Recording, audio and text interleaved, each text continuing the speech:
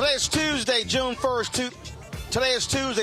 2021. Coming up on Roland Martin Unfiltered, President Joe Biden, the first president to speak around the Tulsa Race Massacre anniversary on the 100th commemoration. The first one to also call it a massacre. We'll show you some of what he had to say. We'll also hear from some of the folks who were inside of the speech, where I was as well. We'll also hear from actor Hill Harper, who participated in an economic empowerment day tied to the Tulsa Race Massacre Commission. We'll also hear from Congresswoman Maxine Waters, hear from other experts. They talk about the impact of the Tulsa Race Massacre. All of that coming up next on Roland Martin Unfiltered, broadcasting live from Tulsa, Oklahoma, the Greenwood District. He's got it. Whatever the biz, he's on it. Whatever it is, he's got the scoop, the fact, the fine. And when it breaks, he's right on time and it's rolling. Best believe he's knowing. Putting it down from sports to news to politics. With entertainment just for kicks, he's rolling. It's on go, roll, y'all. It's Roland Martin, yeah. Rolling with Roland now. He's funk, he's fresh, he's real, the best, you know he's Roland Martin now.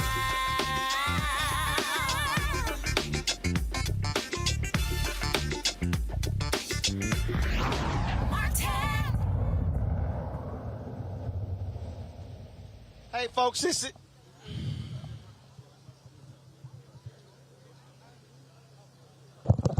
See? Hey, folks, we're live in Tulsa, Oklahoma, in the Greenwood District, where about 30 minutes ago, President Joe Biden finished addressing the folks here. The crowd that you see there, we're standing right in front of Vernon AME Church here on Greenwood Avenue. Right across the street is the Greenwood Cultural Center. The crowd there you see who are gathered right there, Reverend Jesse Jackson Sr. came out to greet some of the folks who are out here. They came out here hoping to see President Joe Biden. He has not left after his speech. He was in the back actually speaking with a variety of civil rights leaders and others before he heads out back to Washington, D.C. And so, again, if we go back to the other shot, please. So folks have been all along this street here. They've been down here for the past 4 hours or so. You have a group of about 200 people, VIP invitation only, who were inside to attend the speech. There were those of us who were also in the press who were inside as well. And so the people came out here hoping to get a chance to see many of the dignitaries who was there. Reverend Jesse Jackson Sr. attended the speech. Reverend Al Sharpton was there. Mark Morial, President and CEO of the National Urban League, also there. Members of Congress, including Congresswoman Brenda Lawrence of Michigan, Congresswoman Lisa Blunt Rochester of Delaware. There was also Congresswoman Barbara Lee of California. You had Congressman Stephen Horsford from Nevada, Congresswoman Sheila Jackson Lee from Texas, and Congressman Hank Johnson from Georgia. So they were all there attending the speech. As President Biden said in his speech, this was the first time a United States president came to Tulsa to commemorate this anniversary. This race massacre took place 100 years ago, sundown on May 31st, and extended through the wee hours on June 1st. And what's interesting is that for a long time, I mean decades, this city would not even acknowledge what took place. Insurance companies refused to pay the claims. Black people who had their money in banks couldn't get that money out because the bank said you have no proof you had money here because the papers were burned up when 36 blocks of black prosperity was gutted, completely destroyed by white domestic terrorists. That's what took place here in Tulsa. As I said, there were a number of people who were there.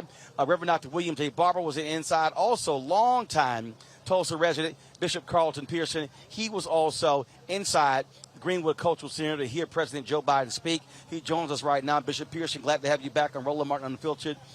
Just from your perspective, first of all, what did it mean to have a U.S. president come here to acknowledge that this is real? In his speech, he said this was a massacre, not a race riot.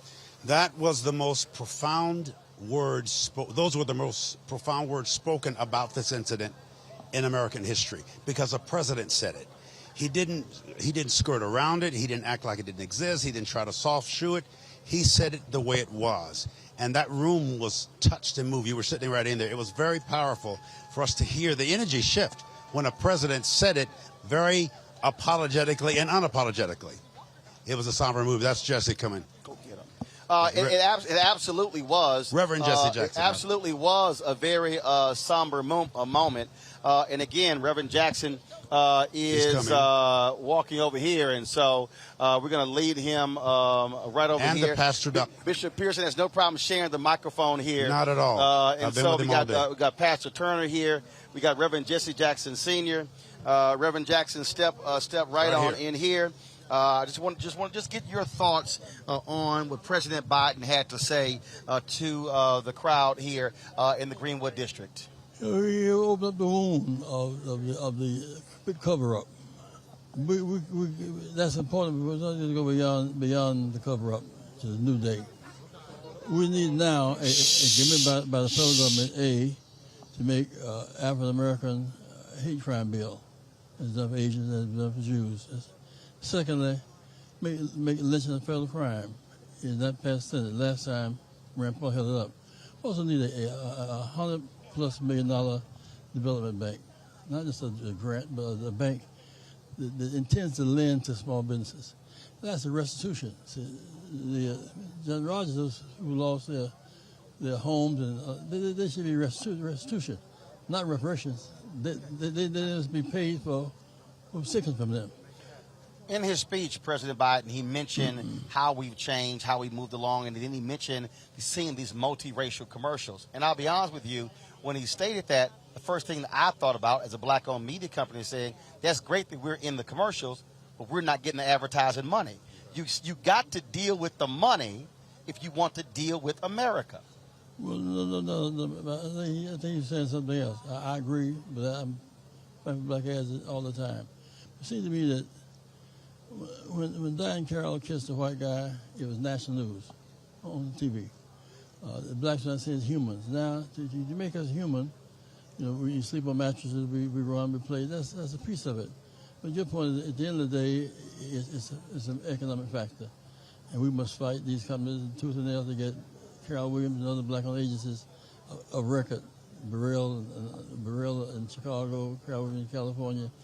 This is the deal breaker for us, deal maker for us. Really. Pastor Turner, I want to bring you in here. You heard, I'm bringing Bishop Carlson. You heard the president. He talked about housing. He talked about 10 to 15% from disadvantaged businesses. But again, what I heard was that disadvantaged businesses, that includes a whole lot of people. We also got to be black specific in the ask. Absolutely. And I want to say it was good that he's the first president to come here in 100 years, but we and I appreciate that, but we need to make sure that we have some legislation to back up that speech. And while we appreciate the presence, we want to see some policy. And he came right close to supporting an anti-black hate bill, but I didn't hear that come out of his mouth today. I'm hoping that it does. We still have not seen policing reform, George Floyd. We still have some voter suppression laws across this country that we need to get addressed. And like the Reverend Jackson stated, lynching today in America is not a federal crime. I'm going to repeat that. Lynching today in America is not a federal crime. And we still do not have an investigation into the worst race massacre in American history, where when bombs were dropped right here on American soil, we've never had a federal investigation into that. Perpetrators. Somebody knows whose granddaddy did the burning, the killing. The victims are perpetrators, and both must be addressed.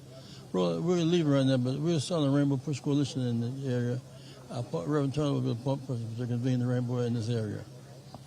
But Bishop Pearson, on that point again, here, I've been hearing from lots of people. They appreciate the gesture. They appreciate the acknowledgement. But if you don't deal with the repair, if you don't create a victims compensation fund, America created a multi-billion-dollar victims compensation fund for 9/11, but Tulsa and Oklahoma, America still has not done it for the residents of Greenwood. Well, first of all, we're not asking for special rights. We're just asking for equal rights. The equal rights that this section of Tulsa and really of the state earned. We had a city. They didn't drop bombs on black people. They dropped bombs on black progress. And that's what they fight the most. We want progress, not just process. We can talk about it. They've been talking about it for years. Words don't mean anything without action. We're expecting action. We're actually demanding action. And we want every American to vote and talk to their congressperson, male or female, Democrat or Republican. We need change. If we don't, because the whole world sees this, we're going to look like an unjust country. Is it justice or just us, as we often say? Reverend has been saying it for decades, very clearly. They know what he says is accurate. Let's do it. We're commanding, we're demanding, we're expecting it to happen. Right, Rev? Yes. It's going to happen. Reverend Jackson, you, for a long time, you ran Operation Breadbasket that morphed into Rainbow Push. I went over to the convention center today where they had this economic empowerment day, supposedly focused on African Americans. That all of these companies listed as sponsors. And the first thing I said was, are these companies spending money on black law firms, black catering companies, black transportation companies, black engineering companies? That's why Reverend Turner and Brother Bishop are going to form a Rainbow Push Coalition in this area. They must board directors, C-suites, supply contracts, a whole range of. You count on it, Roland. Love you, buddy. Reverend, I appreciate it. Thank you, man. Always good to see you. Pastor Turner, I know you got. I told you about that Omega stuff. Don't start. Pastor Turner, I know you got the revival tonight. Get on with that Kappa stuff. Bishop Pearson, I appreciate it. Thanks a bunch. Y'all need to go. Don't have no. Don't start none. Won't be none. All right. Don't start none. Don't start none. All right, folks. That was Reverend Jesse Jackson Sr., Pastor Robert Turner, and also Bishop Carlton Pearson.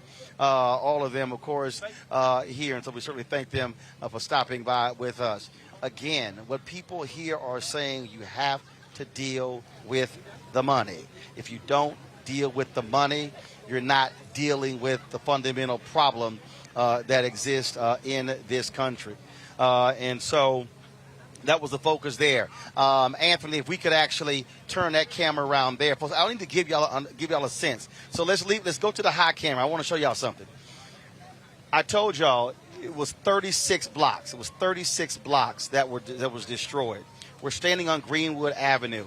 So you're talking about all the way down. Remember we covered the march on Friday. It started at the middle school. That was what was 1 mile away. And I was talking to a brother who grew up here, and he talked about all of the businesses that were on this street. We talked about Black Wall Street. Well, now let's go to Anthony's camera. Down there, folks, you see the freeway. Let's go to the other camera. You see the freeway. You see the freeway there. That's freeway which came in the 60s, split this neighborhood up. And so let's bring the camera down. Bring the camera down. And so right across, bring the camera down. Pan down. And I want you to, and so there's a baseball field over there, and you have a few black businesses that are down there. Y'all, that's it. That's it. And in fact, let's go back to the high camera. Where this cultural center sits, this is not even black owned. This land is actually owned by the city. And so just so people can understand what was lost. So we'll go back to Anthony's camera. So everything on the other side of this freeway, all of that was land that black folks owned. So you were seeing, switch to the other camera, Anthony's camera.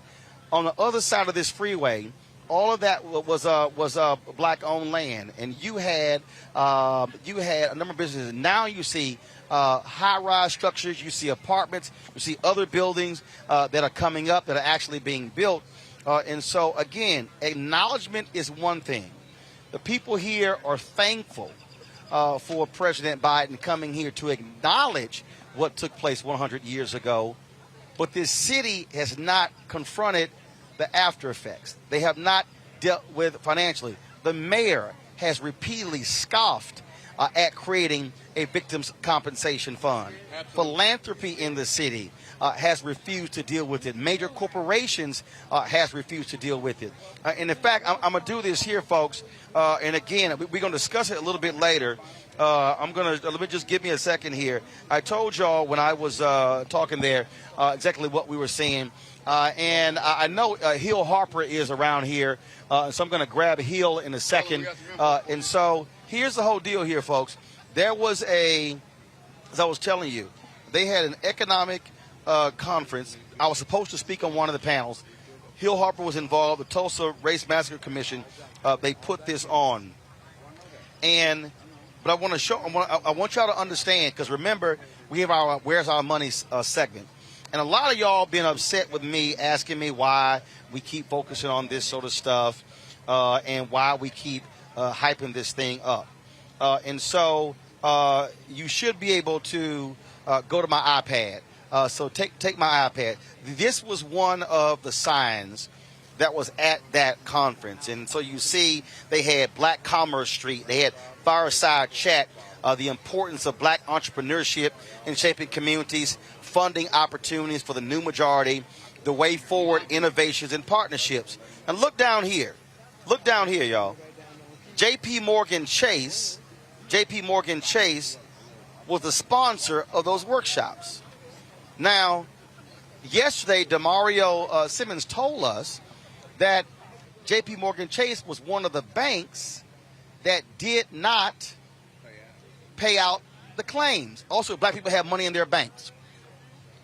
But they were the sponsors of a black economic conference. Now, come back to me. Let me show y'all this here. So here was another deal that was there. This is another sign. These are the silver sponsors. Silver sponsors. Go back to my iPad, please, so you can see that.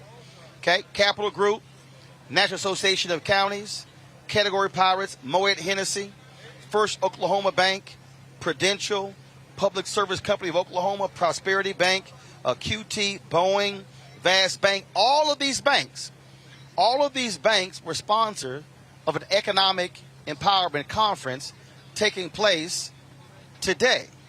So let me go here. You see this here. Other sponsors: Nationwide, J.P. Morgan Chase, Baker, Oklahoma, Combs Enterprises, Deloitte Digital, Salesforce, Walmart, Ord. Okay, sponsors. Here you got more right here. Again, American Express, PepsiCo, Citi, the American College of Financial Services, BlackRock, Acheon Opportunity Fund. Now let me focus on BlackRock. Right now, Jacob Walthour, African American who owns Blueprint Capital, is suing BlackRock right now in New Jersey from freezing black private equity companies out of participating in the pension fund in New Jersey, which is worth $80 billion. So here you have BlackRock that's sponsoring an economic empowerment conference supposedly for black folks when they are being sued right now by a black private equity company. And so here are the questions. And again, as I told y'all, I was supposed to be on one of the panels. They lucky I couldn't make the panel. I had to be inside of the bubble here to be on the inside for the Biden speech. But I would have asked those companies while they were there, what is your black spend? Thank you. How much are you spending on black-owned advertising, black-owned media companies? How many outside law firms, black-owned, are you using? How many black accounting firms are you using? How many black catering companies are you using? How many black limousine companies are you using? So you can't sponsor a conference as talking about black economic development, but if you are the companies, you are not actually practicing the very thing that you're claiming that you are sponsoring. So that's what you cannot do. Now, just understand, folks. So here's what we're going to be doing. We're going to be contacting every single one of these companies that sponsored this conference. We're going to be contacting every single one and going to ask them with a race equity index, what is your black spend in all of these categories? And then we're going to ask, how can you sponsor a conference on black economic empowerment if your black spend is around 1 or 2%? Do y'all understand what I'm talking about? So this is what we're talking about in terms of the type of demands that we are making consistently to folks. One of our panelists, Ben Dixon, as well. now, and to you talked.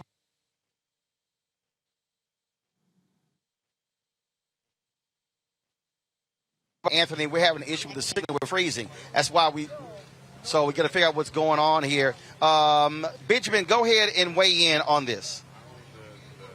One of the things that, as you were talking about those sponsors, J.P. Morgan and Chase, the first thing I thought about was Jamie Dimon, the CEO, who was in a hearing with Senator Elizabeth Warren last week. And they were talking about how J.P. Morgan made all of this money off of poor people, Black people during the pandemic in overdraft fees.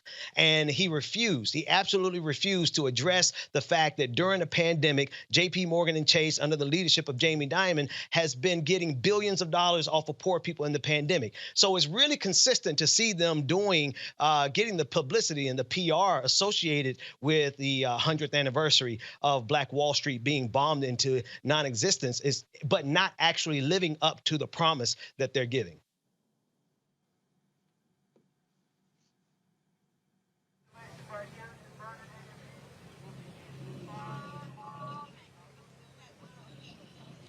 Mustafa?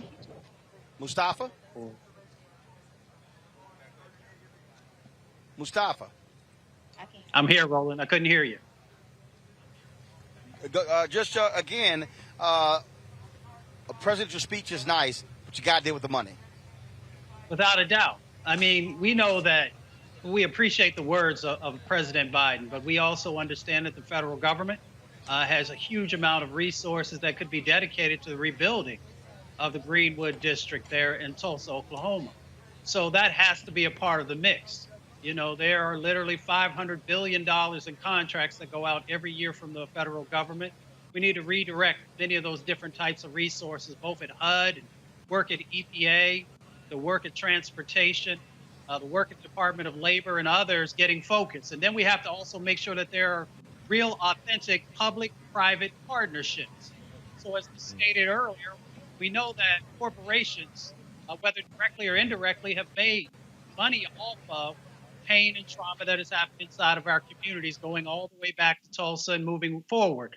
So we have an opportunity also to make sure that they are coming together with the federal government to make sure that there is transformative change that is happening, that is community-led, and so that we're actually building wealth back into this community and communities across our country. But this right here, I dare say, Teresa, is why we can't be afraid to challenge folks directly. When I listed all of those companies, we have to sit here and nail them, target them, be direct with them on how are you going to sponsor a conference, but then you're not actually doing what you are claiming to sponsor with the conference. You're absolutely right. It's a twofold process. And I think people have had this mindset, especially those that are sitting in high positions in corporations, that if you just throw money at the problem, then the problem will be solved. And I think also essentially when people are asking for sponsorships for different organizations and different events that they have, is that we also need to be putting fuel to the fire and ask them about that index that you were talking about, Roland, and preparing that document of racial equity. And part of it is, you know, knowing what the products that they serve to communities of color, knowing what type of small businesses that, you know, they help encourage to grow on an annual basis, but knowing some of those aspects will, I think, also lead some of the individuals that are hosting these big conferences to figure out who to ask in terms of support. So, yes, I think this is, you know, a great boost, you know, to minority businesses where federal contracts have become available. But personally, I would like to know, what is that percentage? And does the criteria also change? Like, so there's a whole host of questions that I do believe that the first step is to, yes, we're going to boost, but I do believe there is a opportunity here where we can also shift the gears in understanding what that boost looks like for small businesses. In the speech, Benjamin, you actually didn't hear President Biden lay out specific, other than the 10 to 15% to call on agencies that's being with disadvantaged companies. as I said, disadvantaged can mean white women, could mean Latinos, could mean Asians, could mean a whole bunch of different people. And just so folks understand, I was literally texting administration officials while he was speaking, saying, I'm sorry, and I tweeted it. I was sending members of Congress saying, no, that's fine, but there has to be a breakdown, because if you go 10 to 15%, how much are white women getting? How much are others getting? So we got to be, and I keep telling people, focus on two things, dollar amounts and the percentage. To get both. Don't let them give you the dollar amount without the percentage. Don't let them give you the percentage without the dollar amount. Roland, as you're speaking, I'm thinking about how they're getting their way here. And what I mean by that is that we have suffered as black people in this country a racially specific harm. And you're in Tulsa, Oklahoma right now. 100 years ago, a racially specific harm. But they want to play this game with us to suggest that we can't ask for racially specific remedies for everything that has happened to us in this country. And so they dilute the solutions that would be best for black people and make it very generic because they don't want to give us racially specific solutions. Well, this country gave us racially specific harm for centuries. And I think it's time that they get this straight and prioritize the issues of black people in this country. Well, and look, first of all, the Supreme Court Croson decision, Mustafa, speaks to quotas, and it limits what government can actually do. And so we understand that. The point I'm making is what we can't do is allow folks to say, well, here's the number that disadvantaged businesses are getting. No, I need it broken down. I remember when I was in Illinois, the Chicago Defender, and the state of Illinois came in talking about the $190 million expansion of the Dan Ryan Expressway. And so they came forth and they were talking about how much women got, African Americans, Latinos, and Asians. And they were presenting to the Illinois Black Caucus. And I raised my hand. I said, I'm curious. If you're a black woman, which one of those categories you go in? They said, well, you go in black. I said, if you're a Latino woman, which category do you go in? They said, Latino. So you're an Asian woman, which category do you go in? They said, Asian. I said, well, hell, the W category should be WW for white women. I said, don't say women and then do black, Latino, Asian if all the women who are black, Latino, Asian go in those categories. That means that W category is really white women. What was the highest amount, the group that got the most money from that Express project? More than 50%? White women. That's why we have to break the data down and not simply accept the large number, percentage, or dollar amount, Teresa.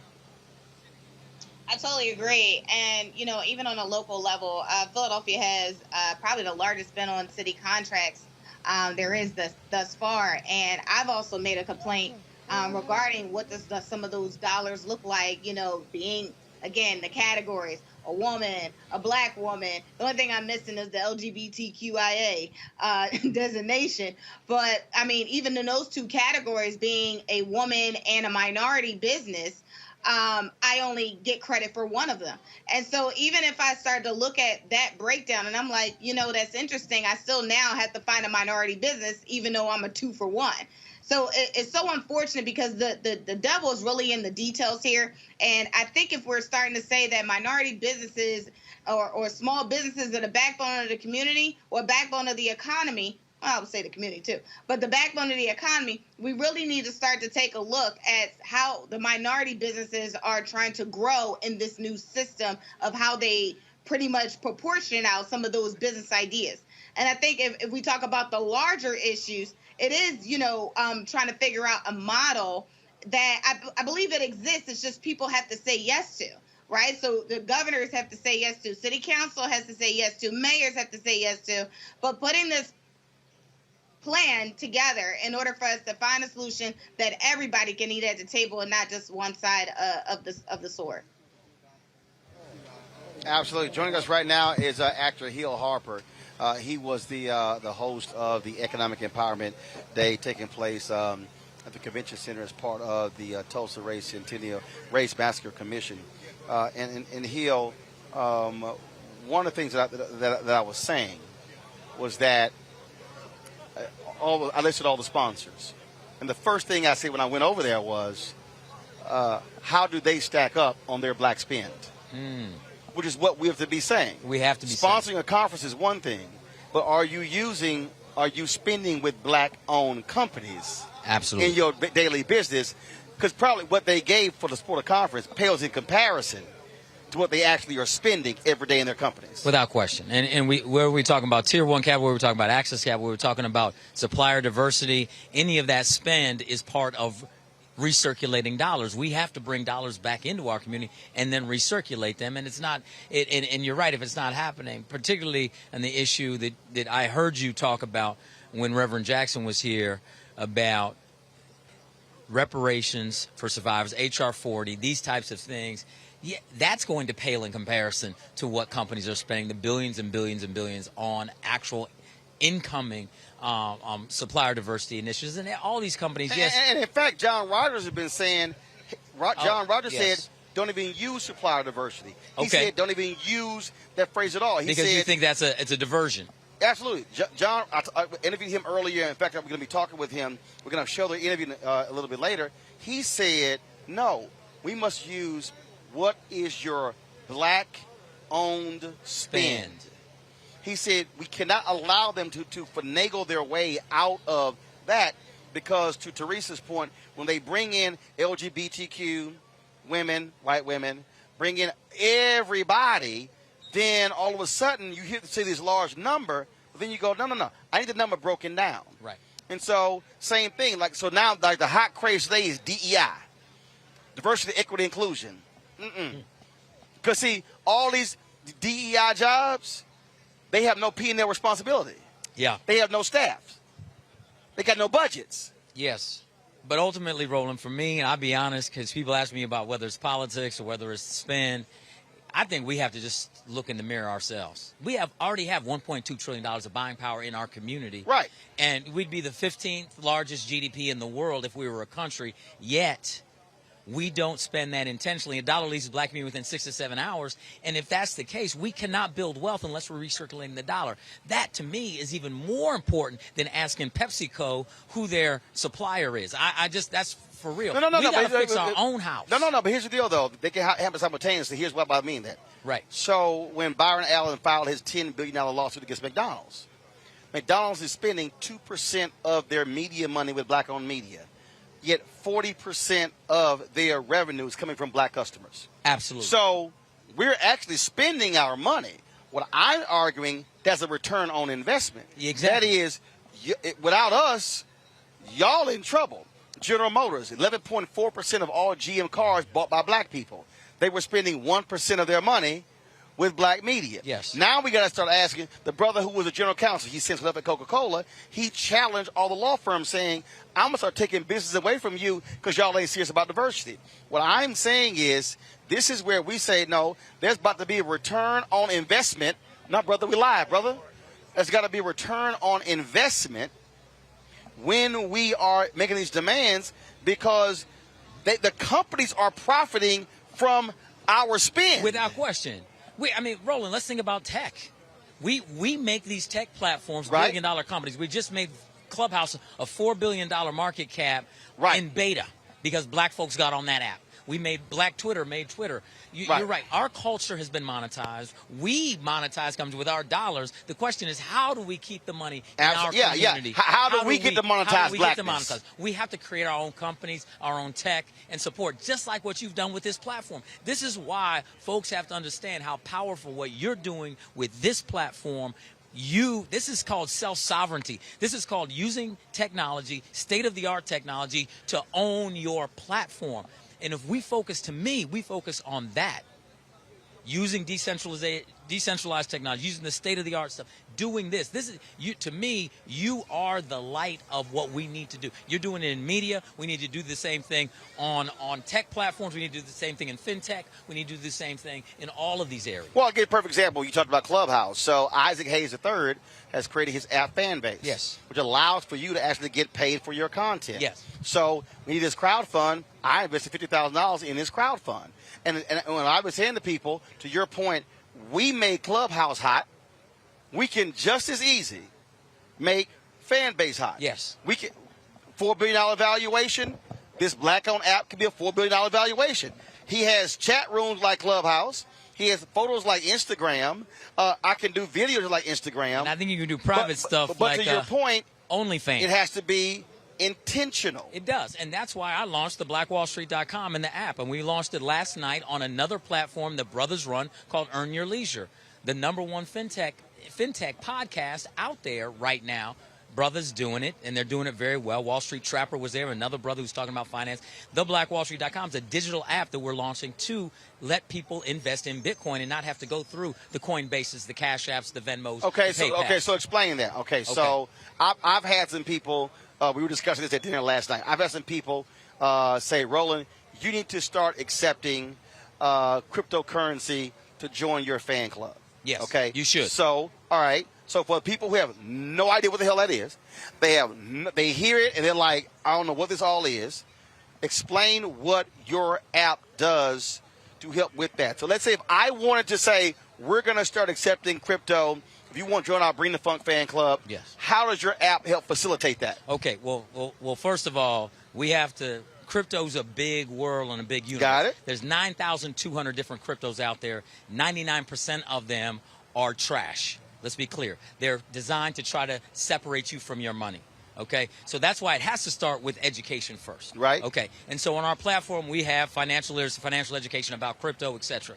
But beyond that, what digital wallets simply do, we're moving into an age of digital currency and cryptocurrency, where just like the watch on people's hands are accessories for the most part because they do exactly what you're doing. You look at your phone for your time, right? The same thing's going to happen with your wallet or your purse. You're not going to use what's inside of it, credit cards or cash, to transact. You're going to use a digital wallet in your phone. You're already doing it. Apple Wallet, PayPal, Venmo, Cash App, etc. Here's the problem. We don't own any of those. Right.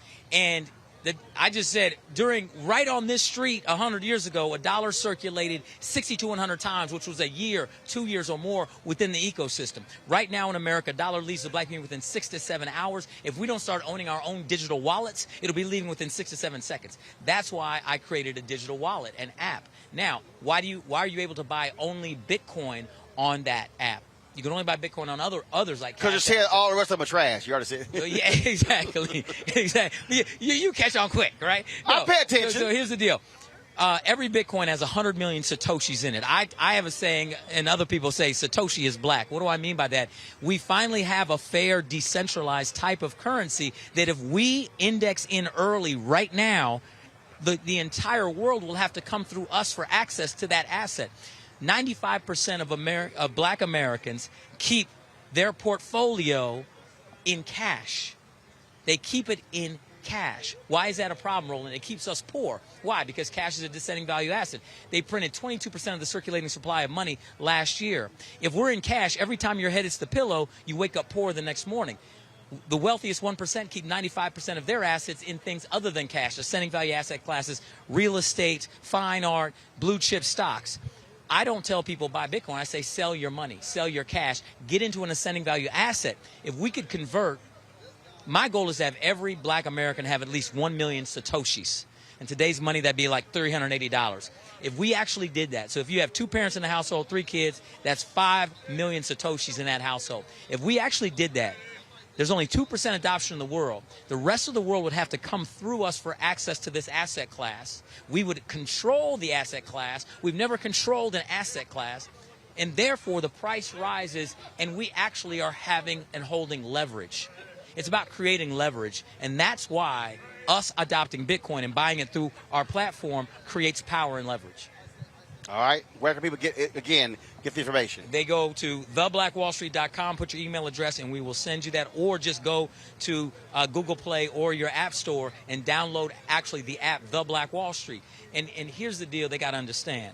We're building this so it's unbreakable. They're not going to be able to come and tear it down like they did here, right? And therefore, folks are going to have to go through a real stringent process when they load it. They're going to KYC, which means know your customer. People are like, I just want to come on and start just buying. No. You got to take your time, connect your bank account. It's a process, but it's a process worth doing. And I believe I'm going to make a big prediction right here, Roland. This is the first time I'm saying it, and since we're live, I want to say it. I believe that our app and our platform will create more black wealth than any single business or app in history. Black wealth, black American wealth. All right. That's a prediction. That's it. Hill Harper, I really appreciate it, bro. Thanks a lot. Appreciate you, man. Continue doing what you're doing. You are our hero in the media space, and we have to support you and start accepting Bitcoin. 5 years from now, you come up to me, Hill, that interview, I don't know how people saw it, but at least that was the most valuable interview I ever had because I'm sitting on a bunch of Satoshis, and they're going to be worth a lot. All right. All right? Hill Harper, I appreciate it, brother. Thank Thanks you, brother. a lot. Thank you. Just another alpha man doing his thing. Right. I appreciate it. All right. I'll take the microphone. I appreciate it, Fred. Folks, I had an opportunity to talk with the folks with the Human Rights Watch at Saturday's Descendants and Survivors and Descendants Luncheon about the work that they're doing across the country to deal with the issue of reparations. And so here is that conversation. On my show talking about Black economic social justice because I believe it's a problem when we talk about social justice and we're talking about mass incarceration, we're talking about criminal justice reform, we're talking about voter suppression. Because if you don't deal with the money, then you really are not dealing with the fundamental problem in this country. So talk about the work that you're doing to deal with Black economic social justice, whether it's in Tulsa or around the country. So let me start off by saying this, Roland. The genesis of our program at Human Rights Watch, our U.S. program, is focused on racial justice and the interconnectivity of economics, of poverty, of inequality, of policing, and of systems is what this work is about. And the work that Dreesen focuses on reparations and economic justice in communities like Tulsa, is at the root of that work. So, Dreesen, why don't you talk about that? Reparations is an economic justice argument. It is an economic justice plan. And therefore, communities all across the country have been ravished by either white mob violence or systems of white supremacy that have suppressed the economic, social, political outcomes, disenfranchised generations of Black people, including here in Tulsa. So the argument that this needs to be repaired, this needs to be remedied to its fullest extent, not halfway, not partially, but to its fullest extent, return Greenwood back to its prosperous Black wealth origins. Greenwood is not a story of white wealth on Black bodies. Greenwood is a story of Black wealth, so we have to restore this community back to that place. See, one of the reasons why we have expanded this in a sense is because as somebody who studies work, I look at how this discussion is framed. Whenever there's a debate, folks are like, well, you're talking about going back to slavery, going back to early 1900s. What I constantly do is bring this thing all the way to present day. So when you look at the committee in Tennessee that just did, where they said the Tennessee state effectively was owed anywhere from $150 to $500 million because they've been grossly underfunded since day one. That still happened. The HBCU lawsuit in Maryland, where they finally settled Maryland and gave up $577 million. Same thing. And so I think it's important for folks today to understand that it's still happening. And so we can't have a historical conversation. We got to have a present-day conversation as well. Yes. And that's really what we've been talking about, Roland. When we've been working with Congress on H.R. 40 to establish a commission to look at the history of slavery in the United States and how it ties to reparative justice and reparations, that is about connecting it to present day. This story is not just about what happened 400 years ago. People cannot understand this concept, and they can't understand the issues that we're fighting for if they can't connect it to what is happening today. That's what this work is about. The work that Dreesen oversees, that's what it is about. It is looking at what is happening now. We're here in Tulsa today. We're not just talking about things that happened 100 years ago. We are telling the story and making the connection between that and everything that has happened in between up to 2021. See, I think they can make the connection. They don't want to make the connection because in their minds, like, well, you'll be taking my money. That's why I go, okay, were you vocal with the 9/11 Victims Compensation Fund? Were you vocal when communities have been destroyed from tornadoes or from floods? And so my whole deal is, when we are having this debate, I'm going to use your own language and arguments against you to then force you to defend what you have previously supported and then say, why should apply to black people? Right. And access to health care, you have, less access in neighborhoods across black communities. Preventative deaths for maternal health care, on to education, deprivation of resources, deprivation of wealth accumulation. These are all connected. Police violence against the black community, not just police killings that are the tip of the iceberg, but the conditions of poverty that are systematized for these black communities to be in. Redlining, urban renewal, racialized segregation policies. These determine the health outcomes, the education outcomes, the employment outcomes of black people across America. So how are you also keeping up with these success stories? The reason I say that, I spend lots of time studying the Black Freedom Movement. And a lot of people focus on marches, events, speeches.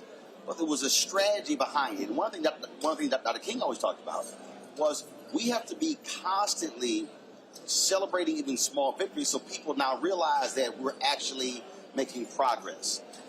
So talk about that. Places where what you're describing is being done, has been done, so people understand that it's actually happening, that we're not having a theoretical conversation, a rhetorical conversation. You're actually seeing results of this. Right. Across the country, you're seeing reparations efforts at the institutional and the local level and at the state level.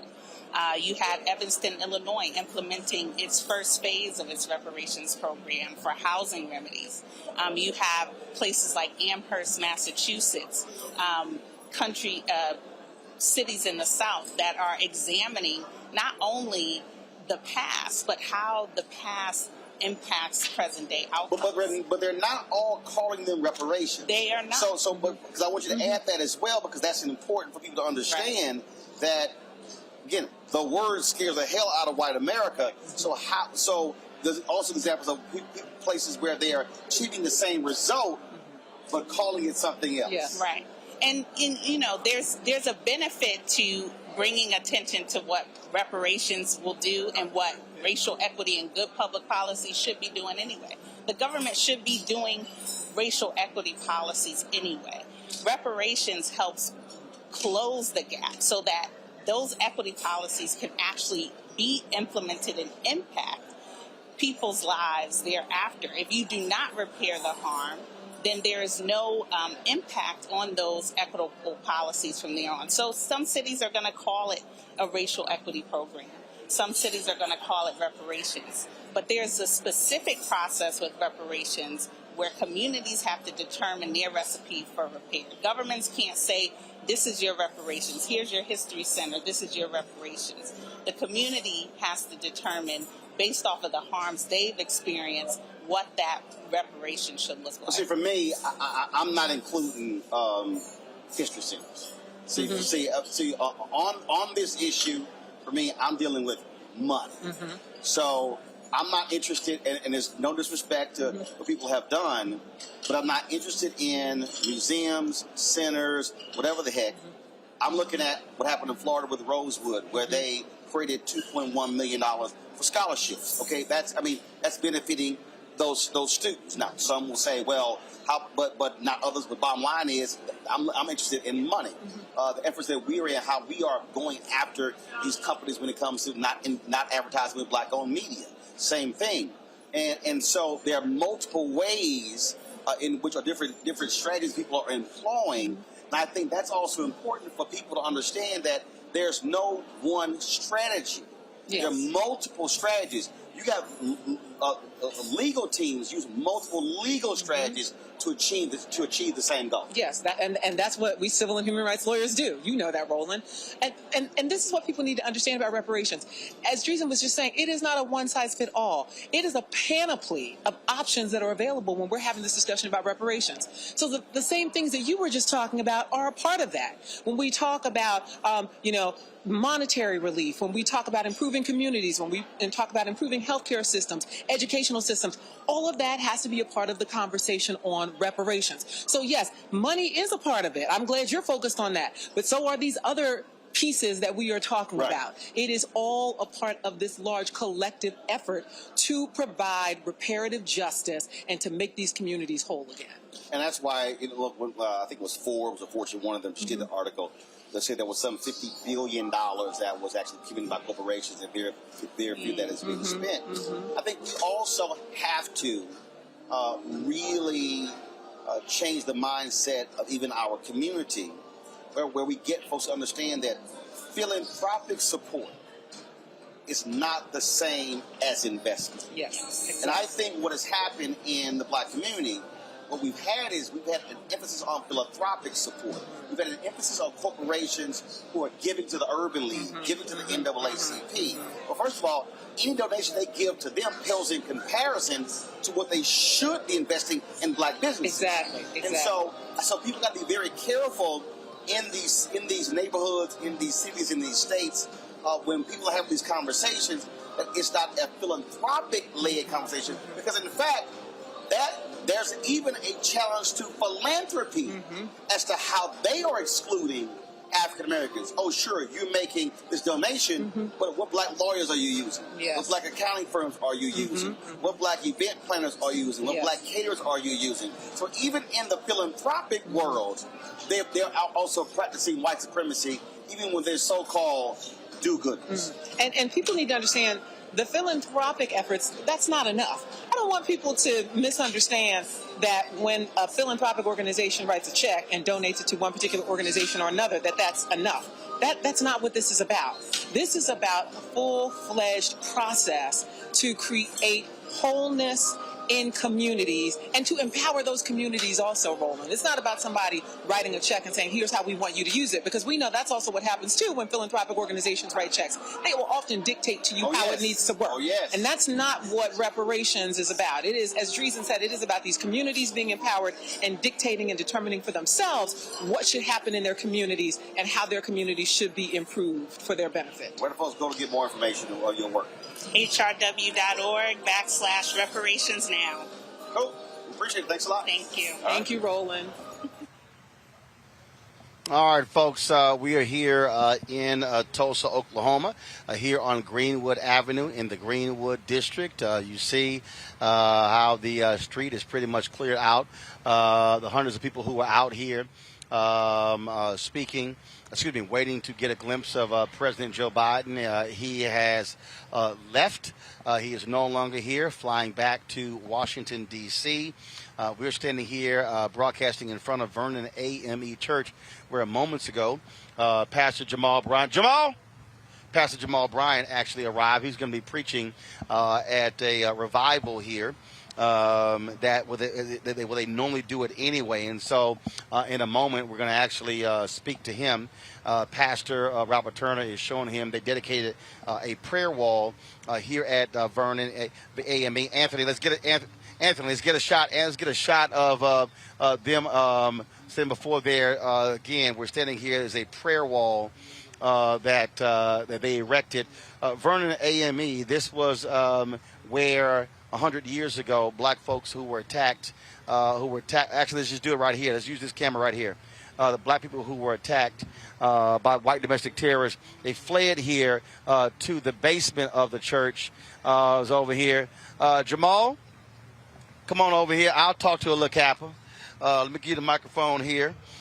You popped in for revival here, and Pastor Turner here, yeah, you needed backup. You needed backup. So we've been talking about folks appreciative of acknowledgement, but if you don't deal with the money, then it's just a feel-good moment. Right. It's amazing. Dr. William Barber has carried the real torch of Dr. King, who understood the next step after civil rights was civil rights. Dr. King said in a conversation to Harry Belafonte, what's the point of a Negro sitting at a lunch counter if he don't have money for a hamburger? And so this is really about economic justice, that we're not coming to smell ashes, but really to demand reparations. And that's why people have come from all over the country. There are a lot of people who, I love the folks who go, do for self, do for self, do for self. Now, first of all, the black church has always done for self. Right. I own this company that's doing for self. That's right. My security guy owns his company that's doing for self. But doing for self also doesn't mean that we ignore the billions being spent by the federal government, state government, county government, city government, school districts, corporate America, because white wealth in America was not built by doing for self. It was built on doing for access. Right now, Jeff Bezos, the richest man in the world, is asking for a federal bailout of his space company. Right. He got the money. Right. But he's looking to the federal government for a check for his space company. The other side of that, Roland, is the reason why we're here is America hates when we do for self. That the African Americans... Hold on. Yeah. See, for everybody, somebody watching right now, hold on. As my man D-Nice said, let me run that back. Yeah. We are here because America doesn't like for us to do for ourselves. You and I crisscross around the country, especially pre-COVID. And if you go to Baltimore, you go to Little Italy, you go to New York, you can go to Chinatown. Nowhere in America can you go to Little Africa. And Tulsa was the closest thing to it of what it means for cooperative economics. It sounds good, but African Americans have a rough time doing for self if we go to Wells Fargo trying to get a small business loan. But that same bank will give us loans to get used cars. So when we do for ourselves, is a different kind of fight and a different kind of battle. I think what has to happen, and we've talked about this before, and I keep saying is there has to be a reprogramming of Black America. Yeah. That we have to understand how deeply embedded white supremacy was. When I'm going to play the video later, when President Biden did the tour of the Cultural Center, he asked the sister, well, after they rebuilt Black Wall Street, what happened between 1925 and 1950? And he asked, well, did it get destroyed because of the freeway? And she said no. She said, and I saw her, and I saw in her face like, damn, I got to actually say this, but I don't want to say it. She said, no, actually what did it was because with integration, Black folks spent our money in white establishments because we wanted to have the freedom to spend our money in a white establishment. If you read Gerald Horne's book on Claude Barnett, it says Claude Barnett's Associated Negro Press and the Jim Crow Paradox. The Jim Crow Paradox is that every time we put a nail in Jim Crow, we actually are putting a nail in Black self-sufficiency. Wow. The forgotten page about Tulsa that is so significant is that when Marcus Garvey was running low on trying to build the ships, it was the business Black Star owners, cruise ships. Yes, right. It was the Black business owners of Tulsa that sent money to New York to help them become afloat. So this cooperative economics is building an ecosystem. So you're built right outside of D.C. You're just coming from Houston, coming from North Carolina, now in Oklahoma. Built by, and this I keep trying to explain to people. Right. Last year, our fan base gave $672,000 for this show. Wow. That represented 20% of the revenue we generated last year. Right. And I think that's where we've got to start looking. There was an article yesterday that said, let's not confuse reparations with conversation. Just by us talking about it is not the paycheck. And so everybody's talking about where is our equitable piece in media and media representation. This is it. And so we got to stop talking about it and really put our money where our mouth is. I know you got to preach. I appreciate it. We might take some of that live, you know what I mean? But when you did mention Dr. King and Reverend Barber, that's two albums. Y'all go ahead. No, it's all right. It's all good. Yeah, I'm going to give you that. I can't even fight that. But I hurt his feelings earlier when I told him, I said, you can't even take Kappa Alpha Psi because you got to say Alpha. Y'all go ahead, go. You're going to preach. Give peace a chance. God, give peace a chance. Y'all know we always got to have a little fun with Pastor Jamal Bryant. That's my man. We always. Tiffany Crutcher. Tiffany Crutcher. Come here, Tiffany. Tiffany, come here. Hold on. I'm about to be real black here. I'm about to be real black. So let me do something here. Hold this here. Grab this microphone. See, y'all, I'm a full service host. Anthony, come take this. Let me extend this over here. Switch. Yeah, come on, put your makeup on. Come on, put your makeup on, Tiffany. See, y'all got to understand. We doing everything here. We don't just let folk just drive on by. We make them get out their car. And so Tiffany Crutcher, come on, right here. My left hand. There you go, right there. There you go. Just stand right there on the chalk right there. All right. Now I know you were trying to go home and get some sleep. Black Wall Street Legacy Fest started Thursday, but y'all been planning this thing. Y'all been working. Y'all been sweating. Been going crazy. President speaks. This is really the culmination. And so first, just your reaction to his speech. I know you had a chance to speak with him. Take it away. Yeah, well, first of all, I am just honored that the president came to Tulsa. This is the first time a sitting president has stepped foot in Greenwood, in this community. Of course, you know Donald Trump came last year, but I think it was very important. He didn't come here. He didn't come here. We wouldn't let him come here. We shut it down. He tried. He tried, y'all. We covered up everything. We covered up our monument. We had signs and told him he wasn't welcome here. Y'all said orange not allowed. Not today. So we were honored that the president came. My father and I, Reverend Joey Crutcher, we were able to welcome him when he came in. Of course, the first thing he said, he expressed his condolences for the loss of my brother. And he and my dad share a lot of commonalities. They both lost their wife. They both lost a son to cancer around the same age. And they both have the same first name. And so what President Biden did was encourage my dad. It's just who he is. He started to quote some scriptures. And then, of course, my charge to him was the survivors and restitution and reparations, and also trying to reopen Terrence's case with the DOJ. We're coming up on the 5-year statute of limitation in September. And so, I was just trying to get something done. I didn't want to waste the moment without trying to push some of the things that we've been working so hard for in this community. I think his speech was right on time. It was right on time. He called out some of the things. He called out white supremacy, which we needed to hear. This city needed to hear.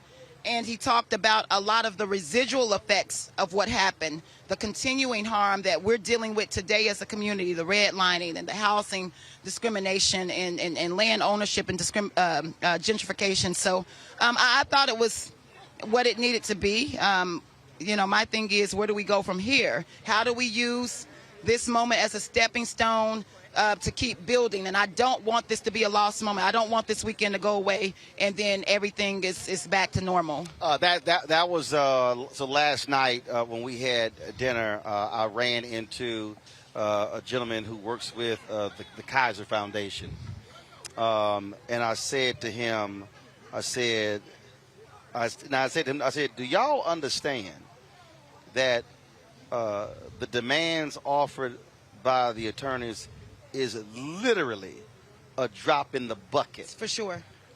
To what y'all could actually do in Tulsa. He said, well, what do you mean? I said, what's the largest annual event in Tulsa? And I've yet to actually get an answer. I said, I want to know. What's the largest annual event that brings people from outside the city? I said, if y'all had any sense, y'all would realize that if y'all partnered with the Black Wall Street Legacy Fest, and you took Thursday through Sunday. That's right. And turned this into a full-fledged festival that had workshops, entertainment, all of that around Black Wall Street. I said the $50 million being asked could literally be generated in less than I said in 2 years, Right.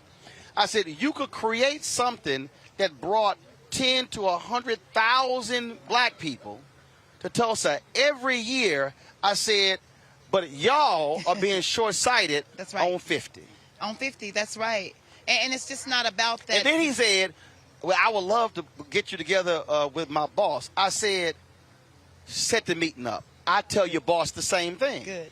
I said, but you got to meet with community folks. That's it. And say, we're going to do this thing together. I said, because otherwise, I said, your hotels be filled up.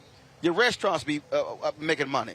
There were white folks in New Orleans who shut down in the first few years of Essence.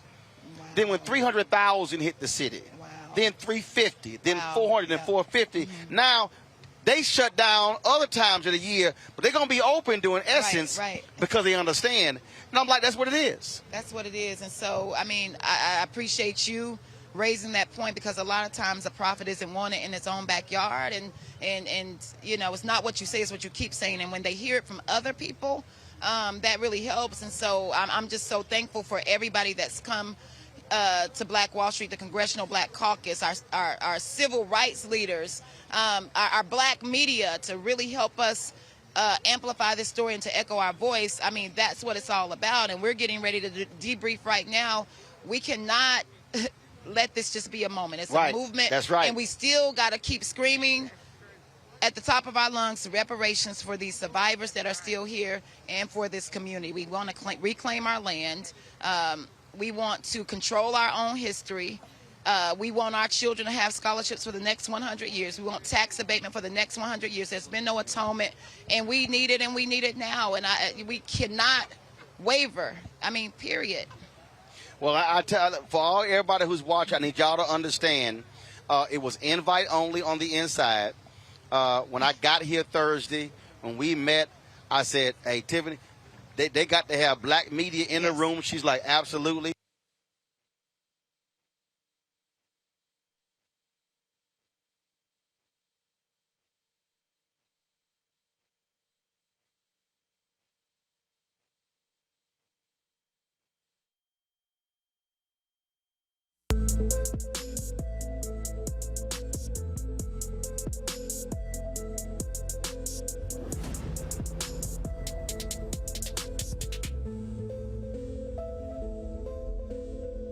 People our age have lost the ability to focus the discipline on the art of organizing. The challenges, there's so many of them, and they're complex, and we need to be moving to address them. But I'm able to say, watch out, Tiffany, I know this road. That is so freaking dope.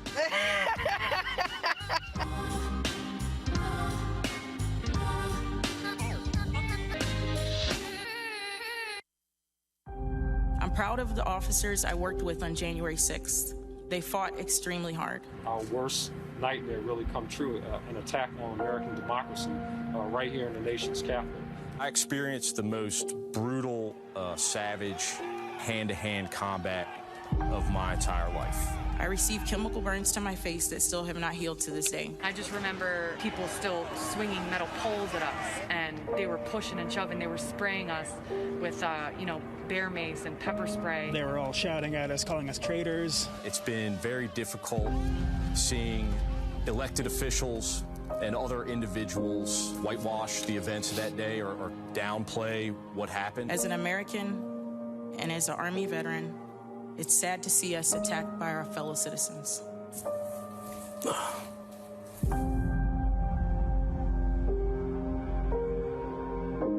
Midas Touch is responsible for the content of this advertising.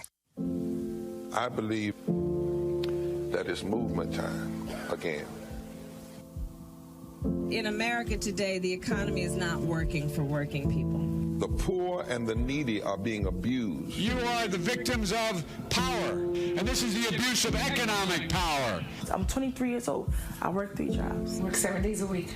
No days off. They're paying people pennies on the dollar compared to what they profit, and it is time for this to end. Essential workers have been showing up to work, feeding us, caring for us, delivering goods to us throughout this entire pandemic, and they've been doing it on a measly $7.25 minimum wage. The highest check I ever got was literally $291.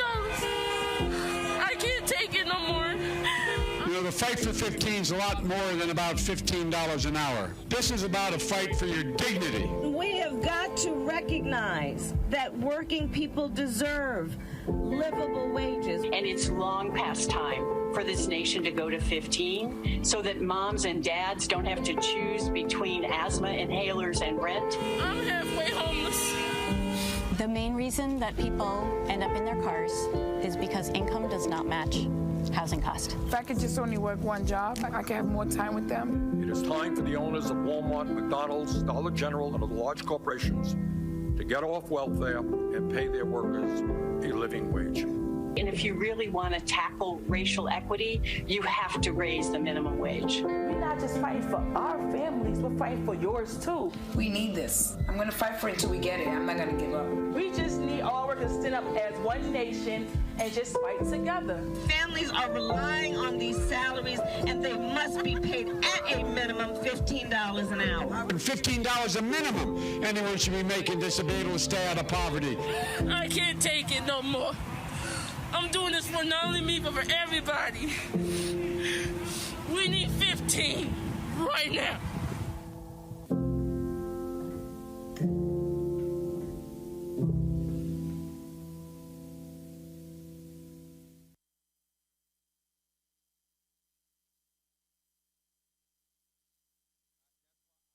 Black women have always been essential. So now how are you going to pay us like that? And it's not just the salary. I mean, there are a whole number of issues that have to support us as women. Yeah, that's what we deserve. That we shouldn't have to beg anybody for that.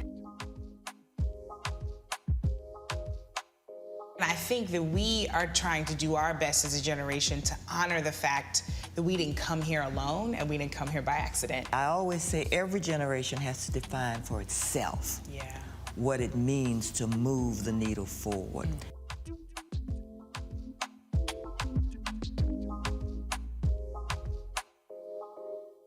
Hi, I'm Kim Burrell. Hi, I'm Carl Payne. Hey, everybody, this is Sherry Shepherd. You're watching Roland Martin Unfiltered.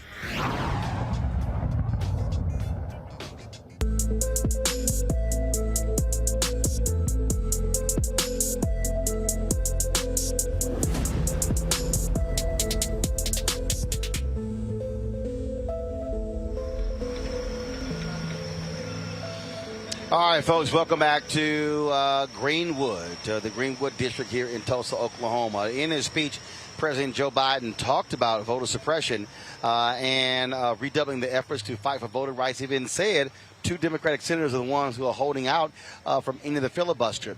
In Texas, Democrats walked out of the chamber, keeping the Republicans from having a quorum, preventing them from actually enacting one of the most onerous voter suppression bills in the country. Joining us right now is the head of the Black Caucus there in Texas, Representative Nicole Collier. Representative Collier, glad to have you in Roland Martin Unfiltered.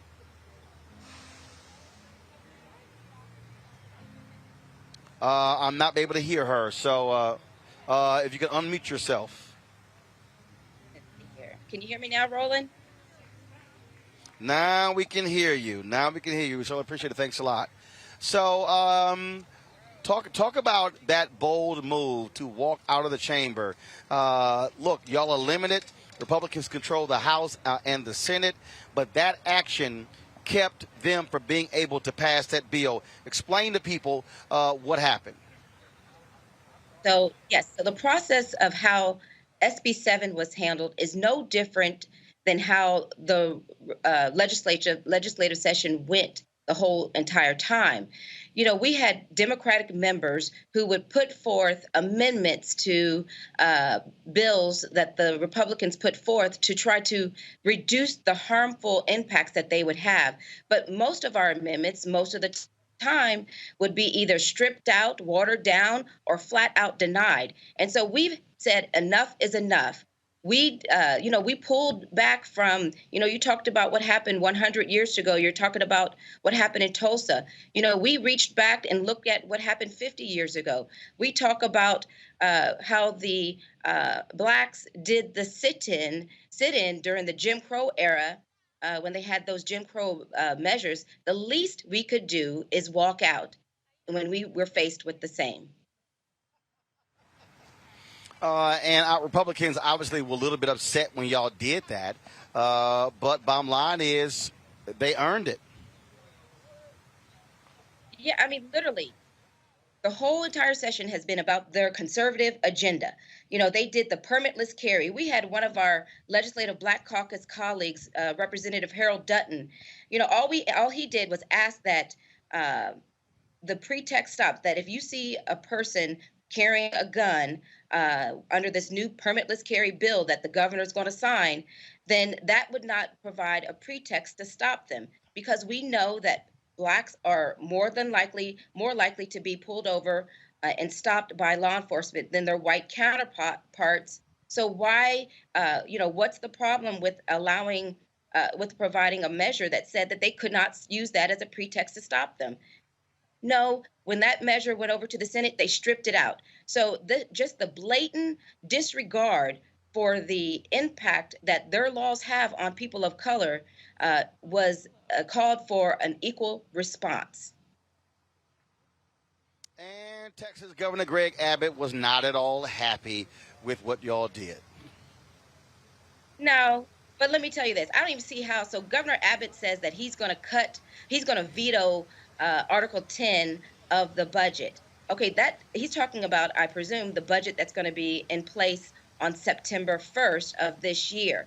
But that budget includes the salaries not only for myself, and let me tell you, I'm not concerned about the $600 a month that the state pays me to serve as the state representative. I'm more concerned about my staff. I'm concerned about the staff of all legislative members, Republican and Democrats. I'm concerned about their health insurance. Has this pandemic not showed us how important it is to have health insurance? I mean, we already have the highest rate of uninsured, and for the governor to threaten to veto Article 10, which includes the health insurance and retirement benefits for the legislative body, is a petulant punishment for all of these individuals. No. I want to calm that right. Last question for you. The governor's going to call a special session. What's going to happen next? And then, obviously, y'all got to be prepared for that moment. Yes. Well, we already knew he was going to call a special session. In fact, this is a redistricting year, so we got to do the redistricting, and that was going to be called in a special session, perhaps in August or September. And then also there's federal dollars coming down from the pandemic that we're going to have to distribute. So those were items that were already on a proposed special session, but now I anticipate he's going to add this election, these election matters. And, we knew this going in. We knew that one of the consequences is that they could try to make it worse. But we're going to continue to leave all options on the table when it comes down to pushing back and opposing these measures.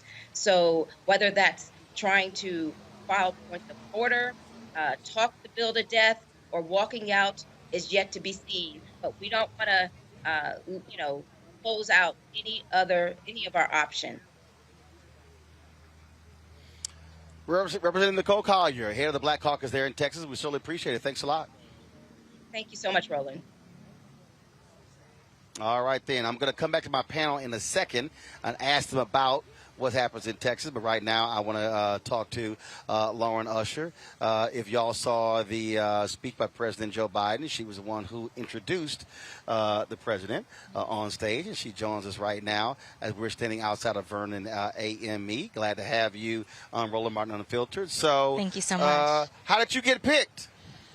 So, with working with the Justice for Greenwood team, the lawsuit that is currently in progress here for the survivors and descendants of the Tulsa Race Massacre, they reached out to me to introduce the president as being a descendant of J.B. Stratford, who had the Stratford Hotel, actually just steps from where we're standing right now.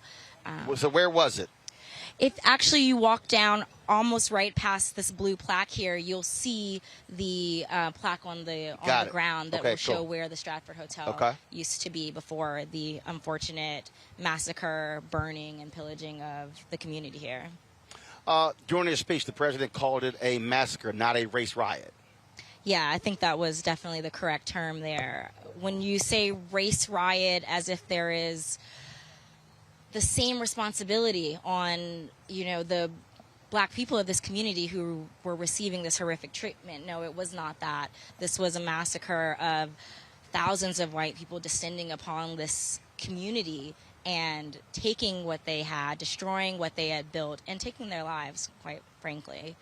So he's naming it rightfully so, and I think it's part of a reckoning we're doing in the U.S. right now of talking about this dark history in Tulsa and in so many places around the U.S. that went through these terrible bouts of racial violence. Jelani Cobb, the journalist, sent a tweet out a couple days ago where he said he was surprised the number of whites here in Tulsa who you talked to who still doubted this happened. And that does not surprise me. I think there is a accidental ignorance, yes, from not teaching about this history. But there's a willful ignorance that's going on. You see it even as people are erasing what happened at the January 6th insurrection, of how we bury our heads in the sand with history that we don't want to deal with and reckon with. And purposefully, because sometimes if they have to reckon with it, as you know, what we're fighting for, then they have to repair. And so that's kind of where we're at right now. All right, then. Last question for you. What do you want to see happen next, okay? The 100th commemoration is finalized, okay? What now? What now is we continue the fight in terms of this suit and the reparations. We need to get back. We have survivors from that massacre who are still here, who are waiting for justice. We have descendants who have generational wealth that has been stolen from them. We have communities who have seen their lifeline basically be cut through by urban renewal. What we want to see is that repaired, that justice is bringing that back up into the equitable position that we know it to be. As DeMario from the lawsuit says, it has been a public nuisance for us to experience this, and what we need is that nuisance, the nuisance of the continued history of theft, of inequity, to be removed from the plight that we suffer from. So that's what we want to see. All right. Long enough. We appreciate it. Thanks a lot. Appreciate you. Thank you very much. All right, then. Folks, I want to go back to my panel. I want to start with you, Mustafa. We were talking about, of course, the Texas case. We were talking about voter suppression. President Biden brought that up. You have to also tie voter suppression piece to economics, because that affects public policy based upon who you elect, who is in control, who is in power. Yeah, we see this playing out across the country, where hundreds of these voter suppression bills have been put in place. And at the same time, when we see that, we know that there's that direct economic tie. We also see that there's a direct tie between many of the injustices that happen in communities, whether it's environmental injustice, housing injustice, transportation injustice. It's all tied in. And if people can't vote, then the folks who sit on the city councils and the county commissions and in the state houses then have free reign to continue to create these sacrifice zones. You know, they did that there in Tulsa, where they created a sacrifice zone after they stripped all the wealth out, after they murdered people, after they took over the land, and then people had the hard job of trying to find traction and to be able to rebuild. So we understand that our vote is critical, and we understand that our vote is tied to power, and it's also tied to resources. This is why, Ben, it cracks me up, the people who whine and complain, who say they support reparations, but then they say don't vote. How do you get something from governments if you don't put the people in place who can give you what you want to get? people don't want to do, there's a segment of people who don't want to commit to the dirty work of actually getting the goals. If we have a goal of reparations, the only way we're going to get it is if we get enough political power to, I mean, and just the battle that's ahead of us when it comes to getting reparations. Not only do we have to fight against an intransigent Republican Party in the House and the Senate, but we have to fight against the totality of white supremacy and capitalism, because money is power in this system. And the titans of industry are going to be looking at us fighting for reparations with a side eye. And by side eye, I mean lobbying dollars. They're going to be fighting against us too. And so if anybody is actually serious about giving reparations, we have got to get political power along with some economic power to fight these fights that are coming up, because white supremacy is not going to give us reparations easily. But, and Teresa, again, I keep going back to, you can't make public policy demands if you don't have people who are in office who are going to be responsive to your public policy demands. All of these things are connected. Absolutely. And for people to think that they're not connected, they are sadly mistaken. You know, those who work on campaigns know that the transition of power is essential. And part of that transition of power is knowing who's going to be in power in some of those appointed or elected positions. And so it is up to the will of the people during the campaign to express their need for public policy change in a certain area, to then curate that relationship as they transition into public office. So for people to think that the two aren't married, again, are sadly mistaken and are missing the ball on some of the biggest issues that are happening right now. Absolutely. And so I just need people to understand, again, these things are connected. The reason we are so aggressive with this is we have to understand what's going on. Then, of course, you have stupid people. I got some fool on my YouTube channel who's not even worth me calling that person's name, who keeps talking about who's evil. I'm going to tell you who's evil. Any party that's endorsing voter suppression, that's evil. Any party that defends Confederate monuments, that's evil. Any party that knowingly allows the flying of Confederate flags at their events, that's evil. That's today's Republican Party. One of the things that's also evil is racism. White folks in America love talking about the military and how we love our military, but the reality is African Americans have always had to deal with two things: loving America on one hand and dealing with racism on the other. During World War I and World War II, they had what was called the Double V campaign: victory at home and victory abroad.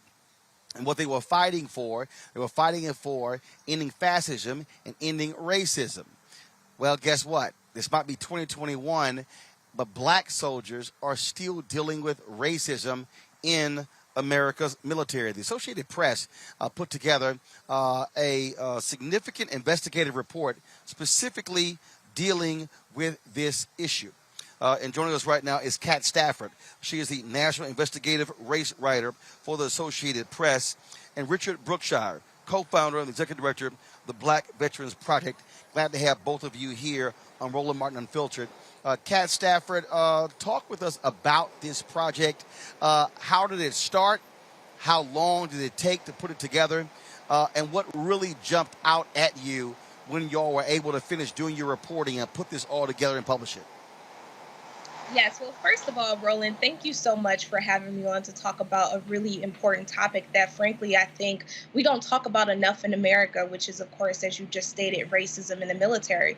And this project was actually an offshoot of the January 6th Capitol insurrection. And, you know, after what occurred, it started to come out that there were veterans that were involved with this insurrection, right? And so, like many media outlets, we started to kind of grapple with how much does extremism impact the military? But an important point that I want to make is you cannot talk about extremism in the military without talking about racism in the military, because the two are interlinked. And so what we found was that despite repeated pledges over the decades, really, this has been a long issue. This is nothing new. But despite these repeated pledges, the military has yet to really deal with racism in the military in a substantial way. We had really really heartbreaking interviews with current enlistees, all the way up to officer ranks, right, as well as veterans, who kind of detailed how this is a generational issue. And some of our main findings were that the military's judicial system does not have an explicit category for hate crimes, which makes it difficult for them, right, to really figure out how big of an issue is prejudice in the military. We also found that the Defense Department does not have a real way to track how many troops have been ousted for having extremist views. So these are really concerning things that we have seen a lot of organizations really pleading with the Department of Defense to address. Now, we did get a response from the Department of Defense, and they said this is something that they are working on. They pointed to several measures, such as increasing implicit bias training. But again, from the folks that we talked to who are on the ground, they said this isn't just the issue of us feeling uncomfortable. We had service members who were telling us just horrific stories of being called racial slurs, being passed over for promotions. And the key thing here is, yes, racism exists in all of America. So of course it may exist in the military, but when you're talking about folks who are in life or death situations, there's an added layer of danger that comes with this, right? And so people are really pushing and hoping that with now Defense Secretary Lloyd Austin coming in, that he will really impart some systemic change. But again, this is change that needs to take place across the board on every single base. Richard, I love when white folks think somebody black gets in a position that racism just all of a sudden goes away. We have our first black Pentagon secretary, retired four-star General Lloyd Austin. Of course, we've had other black generals as well. And the point that we keep making is just because one black person gets a high position doesn't mean that racism all of a sudden has evaporated. The military, and in this investigation, they talked about people who are on present-day duty of what they're dealing with, the kind of racism in all branches of the U.S. military. Yeah. Well, first, thanks for having me. We started our project about 3 years ago because we saw that there was a lack of real digital conversation about how racism pervades the military, but also how it's tied to the present day manifestations of disparities that we see around veterans. And one thing I like to say when it comes to Secretary Austin, though I believe his appointment is important, we've had a black commander in chief, right? And so these things remain pervasive. Questions from my panelists. I want to start with you, Mustafa. Your question for Richard and Kat. So what type of additional training do you think that those who are in leadership need to be able to make real change happen? And the other part of that is what type of accountability needs to be tied to that training, so once someone is trained, then they're held accountable if they don't live up to that? I'll jump in there. The military has the policies in place. They've had the policies in place for quite some time. They don't want to carry out those policies because of what the implications might be, because racism exists not only from the bottom in the enlisted corps, but all the way up to the top brass of the military. And so when you start to have a conversation about race and their focus on extremism, I believe is a misnomer, right? Extremism, how do you even qualify that? Somebody has to become a neo-Nazi and go commit a hate crime.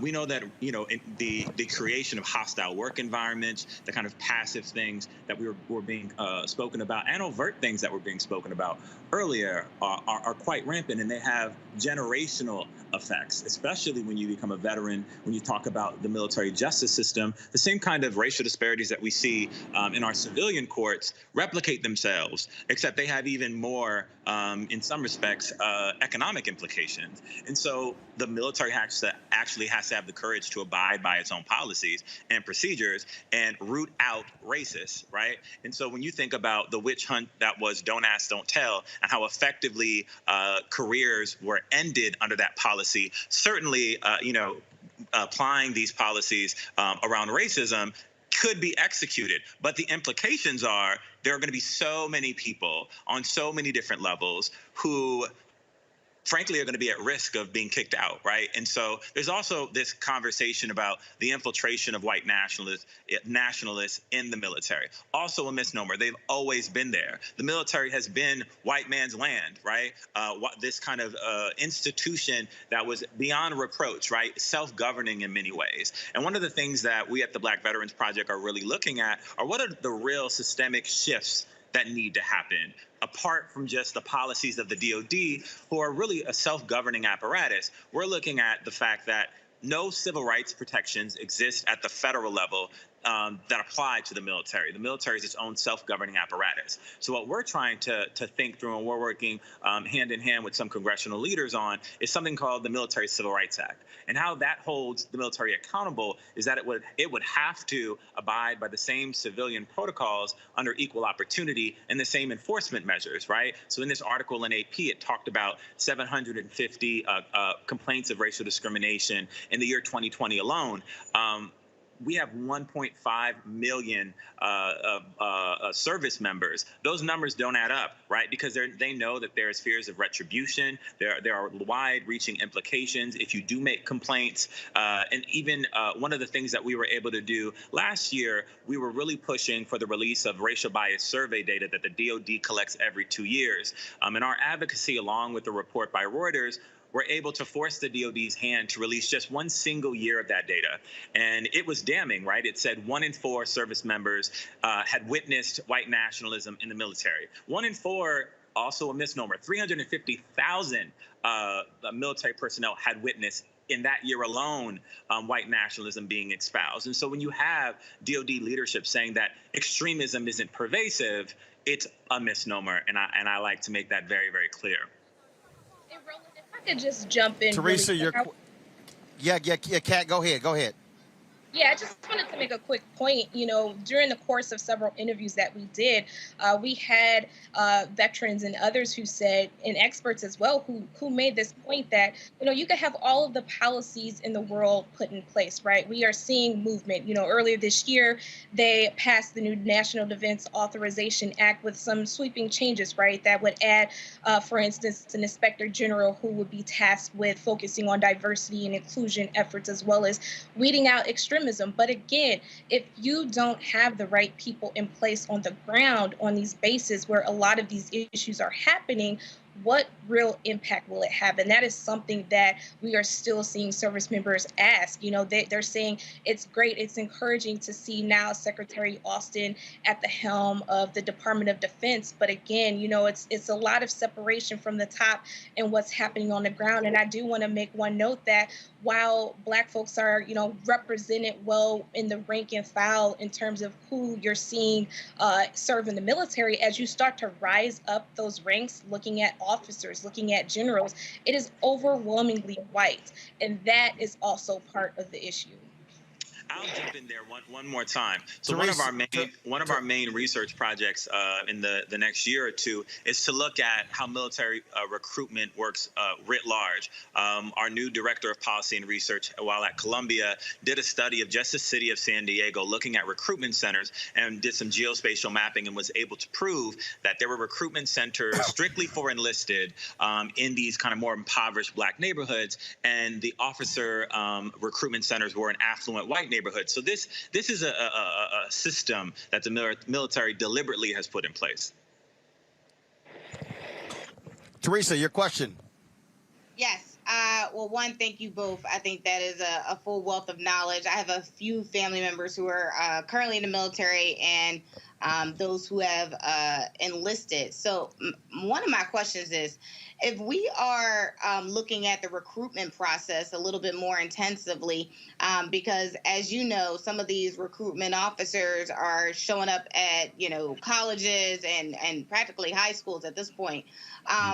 Some of the measures I think that you're putting out, is that also going to help in that sort of dialogue with, you know, some of the civil rights pieces? Yeah, I mean, so a recent report that took about 3 years to actually come together was looking at the nominations processes for the more elite military schools like West Point, like the Naval Academy. And what they saw something that we all know to be true, there was a dearth, right? And so when you look at military top brass, many of them have come through these schools. And so making sure that African-American communities are abreast of the opportunities, know about the different ways they can potentially, get into the officer corps. You have an overrepresentation of Black folk who have bachelor's degrees, which is the minimum bar to become an officer, that sign up as enlisted because they have bad recruiters, frankly, and they don't know the information. And so there needs to be efforts, and part of our project's work will be in combination with other organizations to do a public education drive, essentially, so that younger people who want to join the military are equipped with the knowledge that they need, so that this disparity, this really stark disparity, around 8% of the officer corps is made up of Black folk when there's 16% or around 16% of the U.S. population, that needs to be addressed. And it's not that it can't be addressed, there's an unwillingness to address it. And if I could jump in and make another point, one of the lead folks that we interviewed in this story, this was a woman who literally rose through the ranks of the Air Force, reaching the height of becoming a lieutenant colonel, right? This is a woman who has multiple medical degrees. She's a doctor. And even though she reached this height, she still faced so much racism. She told me stories about how she had white subordinates who refused to salute her, which is something that is a major issue in the military. She talked about how she was called racial slurs while she was trying to help patients in the Air Force. So again, it's one thing to recruit these folks to help make sure that they are rising through the ranks. But again, even though they are reaching the highest of heights within the military, they are still faced with racism. Ben, your question.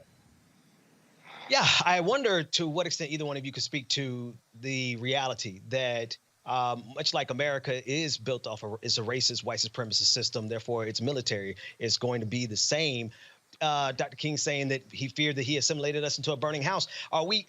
Is representation in the military in these ranks going to actually be achievable when we're literally fighting against the white supremacist core and the tools of white supremacy, the weapon of imperialism that's built on these ideas and these ideologies, literally built on the blood of Black people and Native people?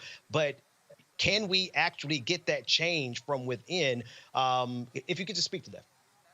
Yeah, I think you have to work from outside and within. I mean, I'm a vet. I served for 7 years, deployed to Afghanistan, and I'm very much on the outside now, wanting to hold the military accountable. And I agree with all the points that you made. And I think it's something that double consciousness that Du Bois speaks of. Sometimes there's a triple consciousness when you actually have to serve the country.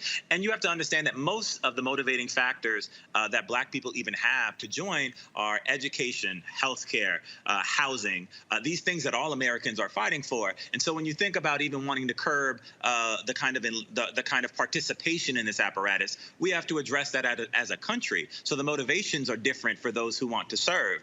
I also think it's very important that Black folk are represented in this institution, because by default, if we're not, we're going to allow this critical American institution that will not be going anywhere to be ravaged by white supremacists. And I don't want to see the world in that way. But when I talk about even the Military Civil Rights Act, one of the big things that we have to really think about is the ways in which the coffers of the military are protected, right? And so when you go through the equal opportunity mechanism, say if you are aggrieved around racial lines, you don't really have redress. Someone might get demoted, perhaps, get kicked out of the military, but there's no financial recompense. And so there's something called Faris Doctrine that's been in place right after Eisenhower said that we were on the cusp of a military-industrial complex, because we very much have a war economy in this country that we've not wanted to confront. And so Faris bars people who serve in the military from being able to levy suit against the military. That's a baseline worker protection. And so for us at the Black Veterans Project, in combination with a lot of other organizations as well, we're thinking about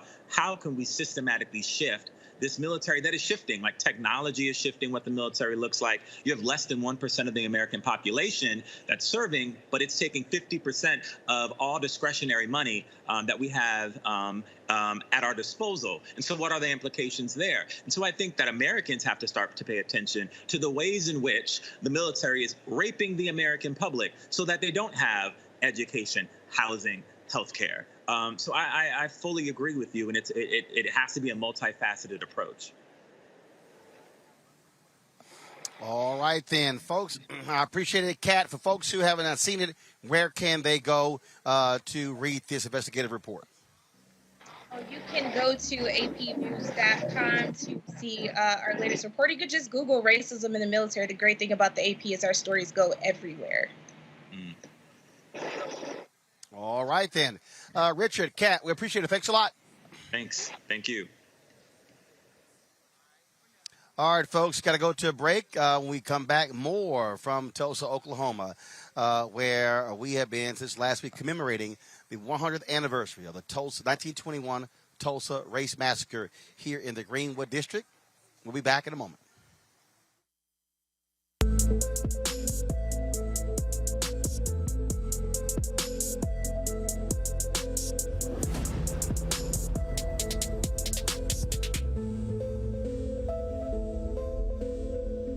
Floyd's death hopefully put another nail in the coffin of racism. You talk about awakening America. It led to a historic summer of protest. I hope our younger generation don't ever forget that nonviolence is soul force. Priceless.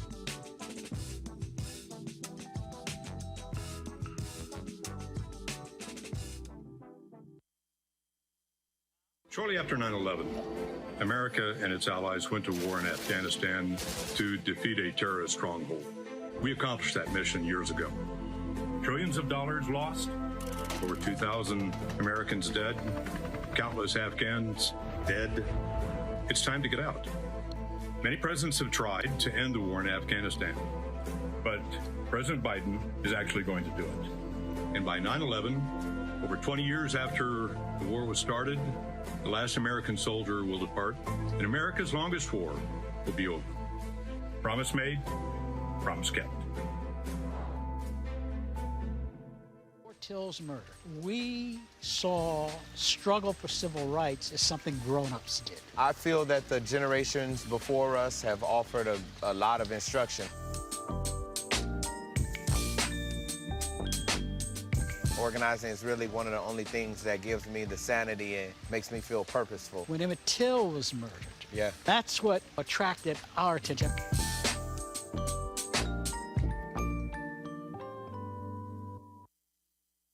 Carl Payne pretended to be Roland Martin. Holla! Hi, I'm Chaley Rose, and you're watching Roland Martin Unfiltered.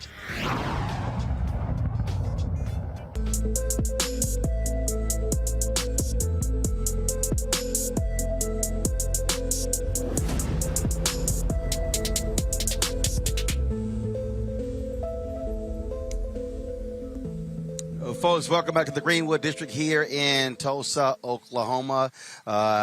Look, we've been here since Thursday broadcasting, giving people a sense of what's been happening here for the 100th commemoration of the 1921 Tulsa Race Massacre. A number of folks we've talked to here, people who are from here, descendants. Opportunity y'all heard yesterday from two of the three survivors of that race massacre, which took place 100 years ago. Last night, sundown, went all the way through sunrise. Just complete devastation. 36 square blocks completely destroyed. A lot of people we've been seeing here. My next guest, haven't seen her in a while. Dr. Maya Rocky Moore Cummings, of course. She is a former head of the Maryland Democratic Party. She also has been involved in economic issues as well, women's leadership issues as well. And so always glad to see her. Watch Come Tulsa. Why Tulsa? Watch Come. Oh, my gosh. A lot of folks stayed at home Memorial Day weekend. So why'd you say, I got to be here? First of all, I'm vaccinated. Second of all. Same here. This was my first trip out, like, in a year and some months. And so I felt like it was appropriate on the 100th anniversary since the massacre of all of these black folks who lived here, were leading decent lives, were upstanding citizens, were successful, who were building wealth, since they were murdered in cold blood. By white residents of this town who I personally think were jealous of their success. And so, what we face continuously in this country is an effort to, I think, set us back. Every time we try to take two steps forward, there are efforts like Greenwood where they either through policy, through practice, they put us 2 steps behind. And so with that, we've got to commemorate the history. We never should forget this effort that's happening at the national level to prevent white kids, especially from learning the history of violence, white violence in this country, I think is in line with what we've seen here in Greenwood, where they tried to hide and cover up the evidence of a massacre. And certainly we've got to mark our way forward. This is the marker for getting the racial wealth gap addressed in this country. So as you well know, I've been an advocate for closing the racial wealth gap now going on 15, 20 years. I would put out an agenda around closing the racial wealth gap. We've got legislation in Congress that we've been advancing. And so with that, I felt it was appropriate to come here, pay my respects, but also to talk about the importance of what we need to do to close the gap in this country. It also was an issue your late husband believed in, Congressman Elijah Cummings, which also was an issue. The late congressman from Maryland, Perrin Mitchell, as well. Absolutely. And this is and the thing that I keep emphasizing to folks when we talk about this is that. And Hill Harper and I would have that conversation. We're talking about how folks say, do for self, do for self, do for self. Then you have white folks talk about lift yourself up by your own bootstraps. When the reality is white wealth was created because of government handouts, because of the Homestead Act. Even now, other contracts. Elon Musk, his billions was because of tax rebates, tax abatements. And so folk have somehow convinced us that they did it all on their own when it's like, no.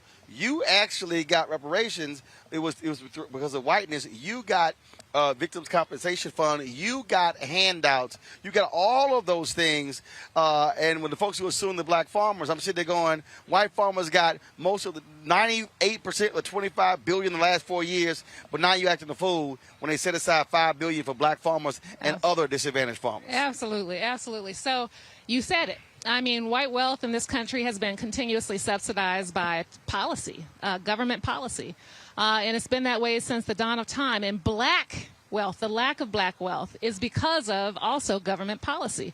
We're talking about slavery, if we're talking about Jim Crow, you name it. If we're talking about, the denial of initial Social Security benefits, if we're talking about the denial of initial GI Bill benefits, if we're talking about the denial of any benefits from the Homestead Act, basically African Americans have been left out or oppressed through government policies. And so this is what I argued this morning in the opening session of the plenary that was held over at the Convention Center. I think that it's important for us to realize that history. And yes, while some progress has been made, not enough. We're losing ground. And if you look at the statistics on the racial wealth gap, African Americans are losing ground even from 25, 30 years ago. We are basically, and the pandemic has made it even worse. So with that, we are at a critical moment in time. It's time to address this issue. It's time to do what needs to be done in order for us to move forward and to become whole. I'm glad you mentioned that, folks. If you go to my iPad, I was supposed to speak at that same conference, but I had to be inside the bubble here, so I couldn't do it. But when I went over there to interview John Rodgers, I'm going to show this interview in a little bit, they had all the signage up of the sponsors. Go to my iPad, please. And the thing that I said, that I've been saying on the show, and when he was here as well, of these sponsors, what's their black spend? Yeah, what's interesting about that is... Because they lucky I couldn't make that panel, because I was going to ask them in front of everybody, what's your black spend? Right. Well, what's interesting about it is the nationwide people, at least, were actually arguing for the black spend. They were arguing for the black money managers. They were making that argument. J.P. Morgan Chase has been historically our partner on closing the racial wealth gap in the D.C. world. So I think, at least Nationwide and J.P. Morgan Chase have some kind of sensibility about it. No, but here's what I mean by the black spend. What I mean by that is, are they practicing what they preaching? And that is, I want to know, what's your black media spend? What's your black... If you're using outside law firms, are any of them black? If you're using accounting firms, are any of them black? When they have their bond offering, are they using any African Americans for that? Any black caterers? Any black transportation companies? Well, they're going to have to answer for that. I don't know. They are absolutely... you willing to? No. See, hold up. I didn't ask diverse. Here's the deal. I don't ask for diverse. Black. I want to know black. I don't want to know. I don't want to know women. I want to know black women. And so I'm real specific in that because here's why. I'm used to companies giving me that big number, but not the percentage. Right. Or giving me the percentage, not the number. Right. I want to know both. Right. Because if you don't separate it that way, then you can't track it. Right. Then you can't say, well, because I want to know. If you nationwide, what's the percentage of your black policies that black people hold your policies? Right. Are we actually spending more on policies than we're getting back? See, that's how we have to be very specific. Right. So when companies are sponsoring stuff, to me, or even our organizations, I believe there should be a race index. If you want to roll with us, answer these questions. So we see it's 0.5, 1%, 2%. We got to have a conversation. And John Rogers is the king of that conversation. Well, John and I discussed that earlier. He and lays that's it the down. point. That's the question he always asks. That's why John said no more supply diversity. Yeah. John said stop using the phrase. Yeah. Yeah, so he said that earlier. Okay. Yeah, no, this is all credible. I mean, here we are in 2021 still asking the same questions that Parent Mitchell was asking so many years ago. And so, yeah, we've got work to do. And frankly, you know, I think Greenwood, Tulsa just embodies, you know, the challenges that we faced in this country. And so we can't forget the history. We can't forget at all. All right. Well, Maya, it is good to see you. Good to see you too. Good to see you out. Ain't nothing changed. We still raw and black. So that ain't changed. Tell the family I said hello. I would do that. Good seeing y'all. You take care. Folks, as I said, I talked to John Rogers, Era Capital Management. John is a descendant of the Tulsa Race Massacre from 1921.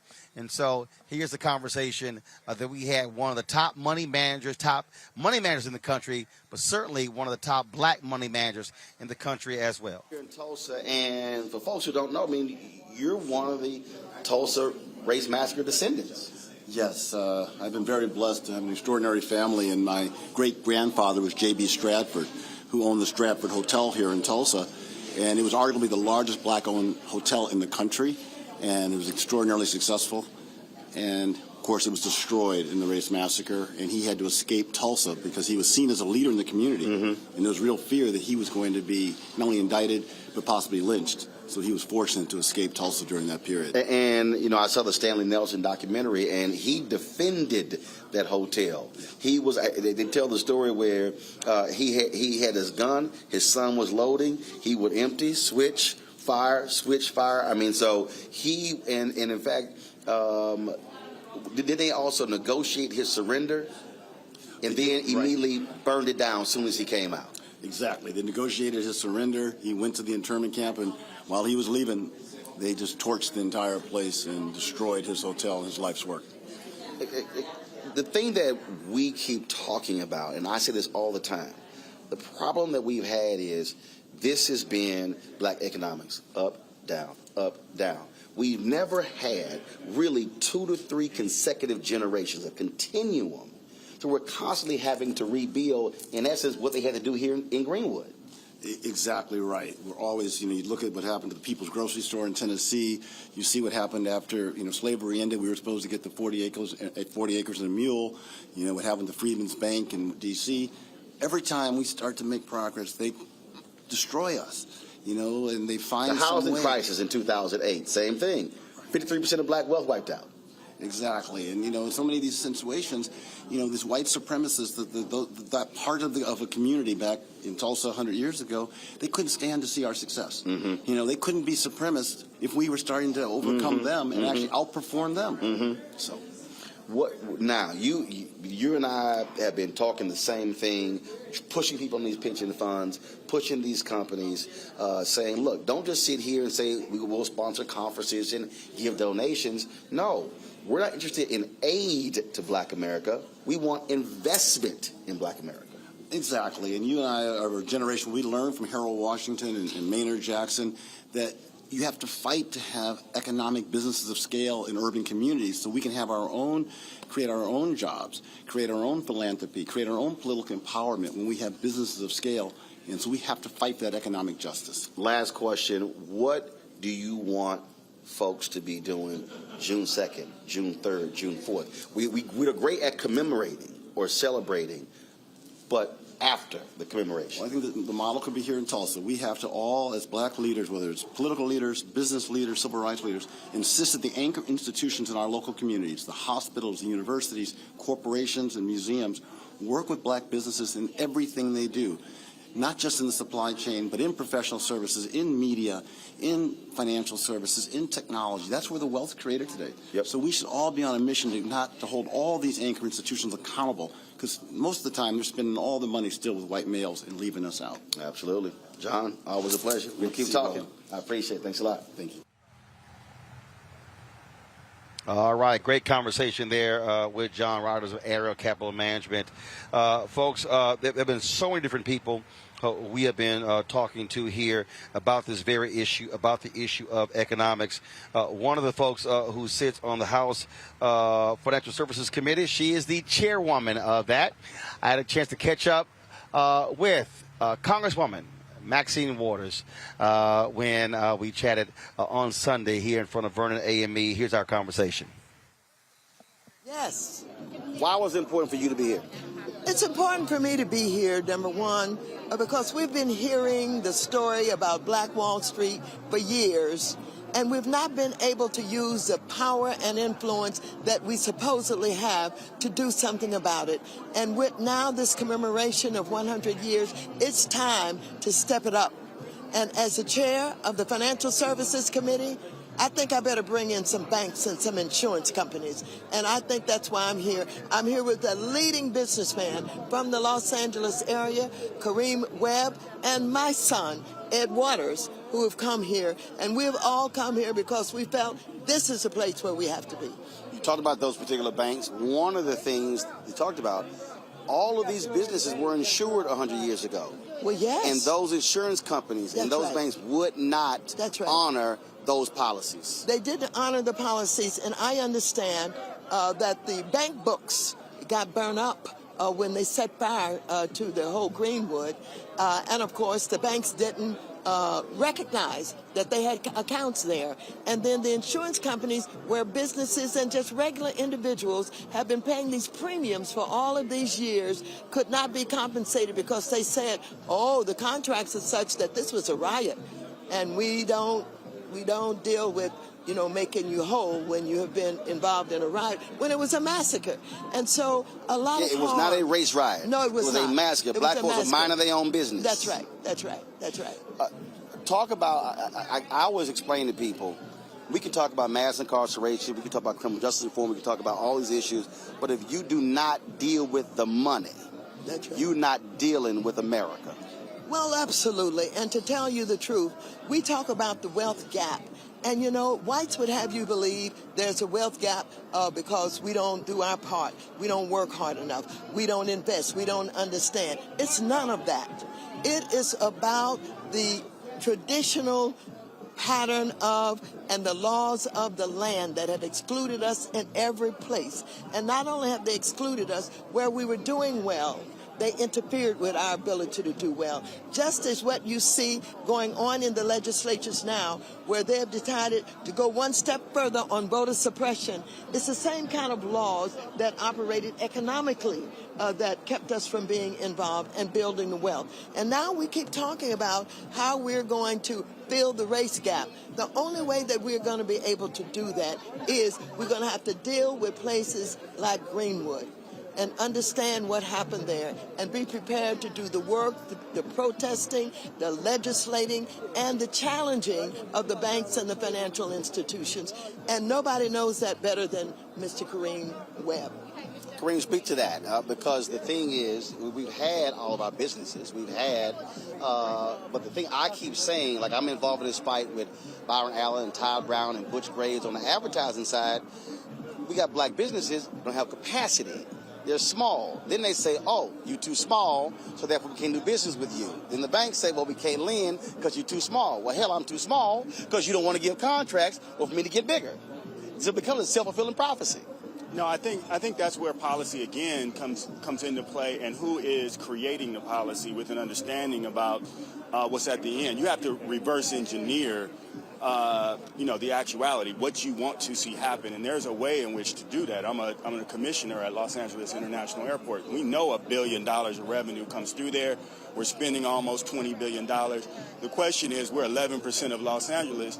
Do we get 11% of the dollars? And it's not about whether or not somebody is prepared. We have to be willing to do what's wanted and needed to get folks prepared, to bond people, to do whatever it is that's needed in order to ensure that the outcome happens. And if it's not happening, then like we problem solve for everything else, we ought to be problem solving for that until we get to parity. The conversation that we got to have is about parity. Right. Parity is fairness. That's right. And what I keep saying is, I'm not interested in announcements and press releases. Yes. I want to see the deposits, the contracts. That's right. That's the deal. When we met with General Motors, I said nearly 12% of black people buy y'all, 12% of your market share are African Americans. I said, y'all been spending 1% and 2%. I said, how would y'all like if your market share goes from 12 to 1 and 2? I said, a bunch of y'all going to get fired. That's right. Absolutely. Well, it was mentioned today in the panel that we did that there are attempts to not educate and not allow young people, and blacks in particular, to know the history of what has taken place. My son is a varsity basketball coach at Crenshaw High, but he's putting his time into junior achievement to teach them how to become entrepreneurs and business people. Well, because the basketball players, they are law firms, accounting firms, marketing firms who work with him. I keep telling brothers and sisters, you can be in the NBA without bouncing a ball. That's right. Well, once we put the pressure on them, and get the platform, now it's about financial literacy. And so that's the big thing in building the wealth gap. And so all of it works together for one. So that's what we're talking to our young people about, learning how to get good credit, learning how to, deal with banks. And so while we put this pressure on this side, we'll have them ready when it's our time. Well, we've been talking for years. Yes. I'm there, which is also why I also keep saying our folk. Because I've had people come up to me and they're like, man, it'd be nice if you got a TV show. I said, no. They would own it. I said, when we own it, we now get to control the conversation. That's right. Otherwise, they tell you what you can and cannot say and what you can and cannot do. And where you can and cannot go. Oh, absolutely. I didn't have to ask anybody to come here. I looked in the mirror and I was like, we're going to Tulsa. And here you are. And look at the people out here that you get a chance to interact with and hear from. You've got descendants of the victims of what happened in 1921. Absolutely. And I pay attention to what they say and how they feel and what they know and understand about their history. And you have the opportunity to do that by being Absolutely. here. Thank you, I appreciate Roland. it. Thank you. Thanks a lot. Thank you. All right, folks, that was Congresswoman Maxine Waters. As I said, she chairs the House Financial Services Committee, talking about, again, how to use her power in Congress to address a lot of these issues. Congresswoman Cori Bush, of course, she is from St. Louis. She also has been here talking about these issues, what needs to happen. Here's Congresswoman Cori Bush. In getting folks to understand that you have to deal with black economic social justice and not just social justice. Absolutely. We have, because economically, if we're not at a place where we can have our own wealth, if we're not at a place where we can, because if we have our own wealth, then our people are whole because they're healthy, because they live in neighborhoods and where they have clean water, clean air. They live in neighborhoods where the housing is safe. They live in neighborhoods where we don't have to rely on the police for our safety, because we know that doesn't make us safe. When we are in a place where we can rely on ourselves and we can move our dollar in our own communities, that's how we build. But when we don't have that, when somebody else gets to dictate to us because we don't have financially we're not well, then that's how we end up in the place that we are in right now. But I want to hear what when you say rely on ourselves. I had this conversation, people kind of like, oh, Roland, we got to do for self. I said, well, first of all, I own my own show, so I don't need nobody explaining to me do for self. But what I keep explaining to people, though, is that do for self is vital, but getting those contracts are also vital. Because, see, they ain't doing for self. See, and I think I think people get confused when they hear that phrase, not realizing that those corporate contracts, those city contracts, those county contracts, those those federal contracts, we're taxpayers. That's our money. Absolutely. So we shouldn't be forced into a situation where we're only doing for ourselves and completely shut out of the billions upon billions that are flowing that we're paying into. Oh, absolutely. We should never, nothing should be, so we shouldn't limit ourselves that way. So my life is limitless. I don't put any limits. The sky is not even my limit. So absolutely not. But what I mean is, when we don't have to rely, so when we don't have to rely,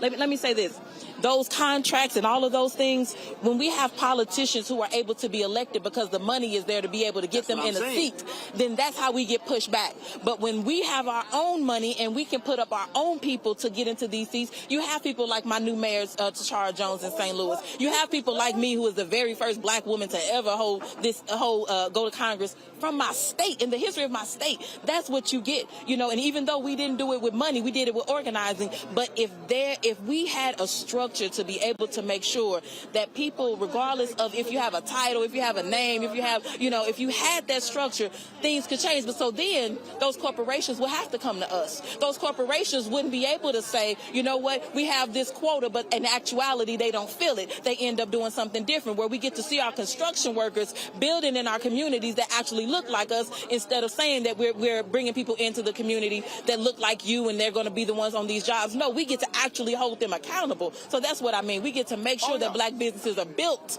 and are sustained. Oh yeah, no, I know what you meant. Yeah, okay. It's like, but I'm saying, but what I try to walk people through to understand that, look, we should never walk away from money, our money that's being spent. It's sort of like, it's like the pension funds. You got all these black public workers, and you got white pension fund managers. Pension funds drive Wall Street. They drive venture capital. And so I'm sitting there going, yo, that's public worker money.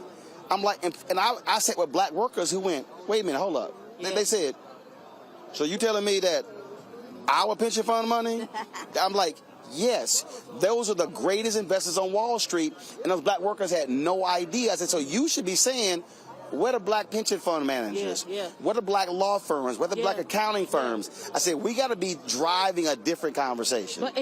But also with that, we have to expose our people to that type of, so we don't know what we don't know. So we don't know that that's even a thing unless somebody that knows it's a thing brings that to us. And so that's why we have to, so having the money. That's why we got black media. Exactly. Black owned. Because black targeted ain't having a conversation. That's the point. That's the point. And so when we get in positions, you couldn't be in this position like this if you didn't have some backing from some other folks, and you had a push. Let me just say, you had a push to get out to do this thing on your own, but you didn't do it by yourself. That's right. And so that's the thing, and you looked at who has information that I don't have to be able to help me to get into, because it wasn't easy for you to be able to do that. You had to find people that knew. So that's my point. We have these secrets. Mm-hmm. One thing that we've seen, and especially in politics, but definitely in when we talk about generational wealth, these secrets of how to get and what to do. We can have all the financial literacy classes we want to. We can teach our kids all of it. But if we are not making sure that those that have those secrets bring those secrets down, then our bank account it may not be $400. We may have $1,000 in it. But did we really get some generational wealth? I literally had somebody say to me, the last question, they said, Roland, man, you sharing all your stuff. I said, why should I keep it to myself? Exactly. It's not the way that I see it. I'm going to get mine. Yeah. But I should keep the information to myself. Right, because that doesn't stop you getting yours, doesn't stop somebody else from, it doesn't stop you from eating. But if you tell somebody else, how do you not eat? How are you not well because you told somebody else how to do their thing? But now I will say this. We also want to make sure that folks pay us our worth. That's right. And we want to make sure that people understand what we have put in to be able to get there. And so, that's the other thing. People don't want to pay us. They won't pay us. They won't pay us. And so, anyway, so that's my soapbox. All right, well, look, it's all about the money. It's always good seeing you. Yes. We gonna keep swinging, keep swinging. That's right. That's right. All right. I appreciate you. Thank you.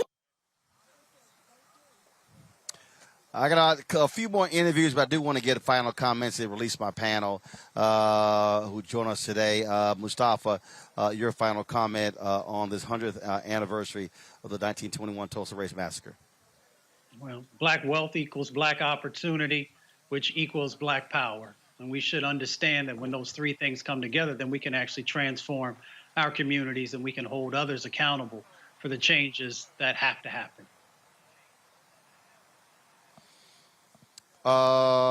Ben Dixon. I think of the amount that black people are able to get done when white supremacy is not in our way.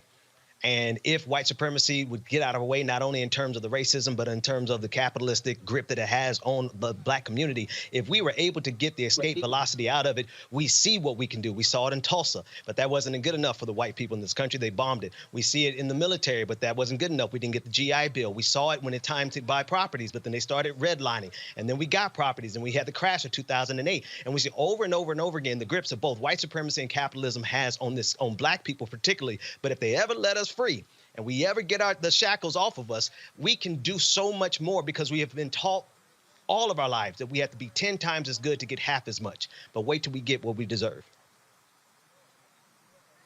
Teresa.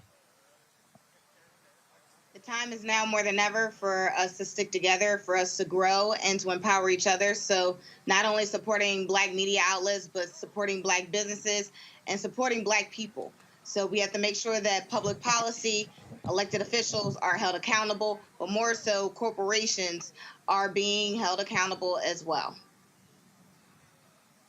Well, I certainly agree with all that. Glad to have you all today on our special edition of Roland Martin Unfiltered from Tulsa. Thanks a lot. Thank you. Dr. Pamela Hill is professor at the University of Texas at Arlington in African American Studies, and I had a chance to catch up with her to share her thoughts again on where we stand in terms of going next when it comes to Tulsa. Here's our conversation. Here, but what should it do going forward? Yes, going forward, we should first understand what reparations is.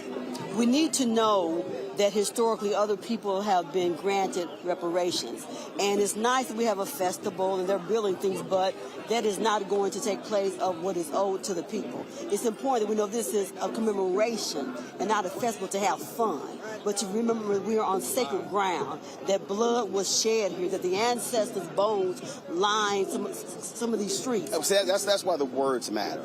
Yes. Because some people have used celebration. Exactly. I keep saying, no, you got to use commemoration. Exactly. It's the same thing when we commemorate the anniversary of Dr. King's killing. So, they celebrate. And so, even with that, words matter. Exactly. And again, what we see happening here is to change the narrative to say, well, we're celebrating and we're doing this, but what are you doing for the survivors and the descendants? If you understand generational wealth, It's been lost. And no building of a history center or a wall of hope or whatever it's called, or naming the street Black Lives Matter is going to have an impact on what truly happened. It's a cover-up. Say, see, we're doing something, so y'all just be quiet now. Be happy, be glad, and by the way, don't learn your history, don't learn your culture. And one of the things that's very important, Roland, is that people must understand this attack on critical race theory, that's not being taught to children at all. That's taught at the institutional level. I've taught that course. What it is that it's the fear that little Johnny and little Timmy will become anti-racist, activists, leaders, and guess what, politicians. Yeah, because they will then know.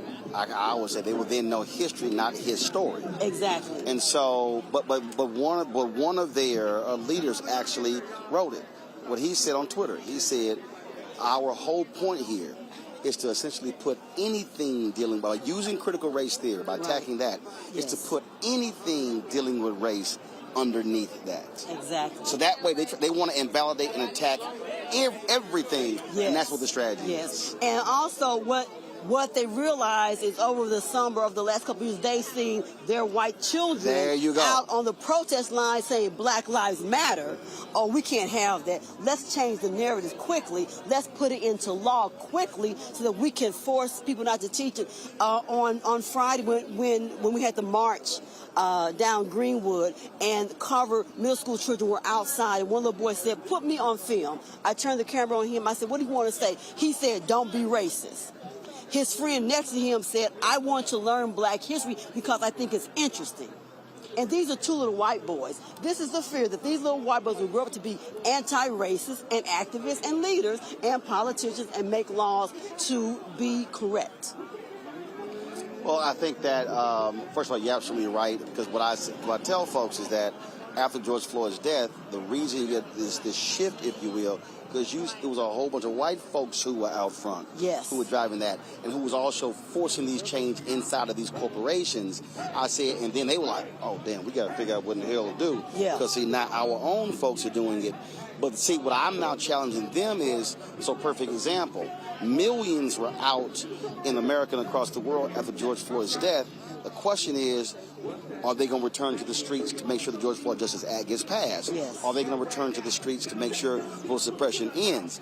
They have to understand, which we've always understood, you can't be in this thing for a couple of days, couple of weeks. And just be a T-shirt where a name bearer. You can't do that. And just like in Texas, what has just happened is that the Republicans are getting ready to pass another voter suppression law. And one of the issues is that you can't vote on Sundays after 1 p.m. We know how to use church at 9 a.m. and go to the polls. So what they're failing to realize is that you can't pull that okie doke on the people who already know. There you go. Try it on somebody else. All right. I appreciate it. Thank you, brother. Thanks a bunch. All right. See, I got you. All right, glad to talk to Dr. Hill there, getting her expertise. Rashad Robinson, of course, leads the Color of Change. They have been very much involved in holding corporations accountable, working with folks here on the issue in the Justice for Greenwood Committee. And so we talked to Rashad the other day at the luncheon for the survivors and descendants. This weekend, but moving forward, what should folks be focused on moving forward to make sure folks here get Black economic social justice? Well, we need to be focused on real structural change and real resources. So much money was raised around this moment by white establishments, was given by corporations, and that money did not actually go to the survivors, to the descendants, not being controlled actually by the community.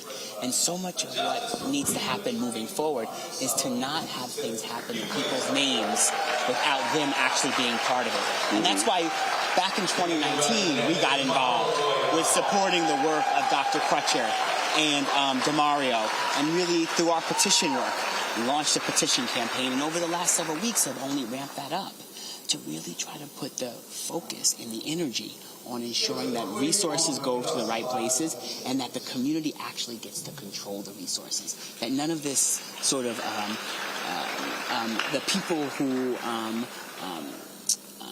are outside the community are controlling things in their name.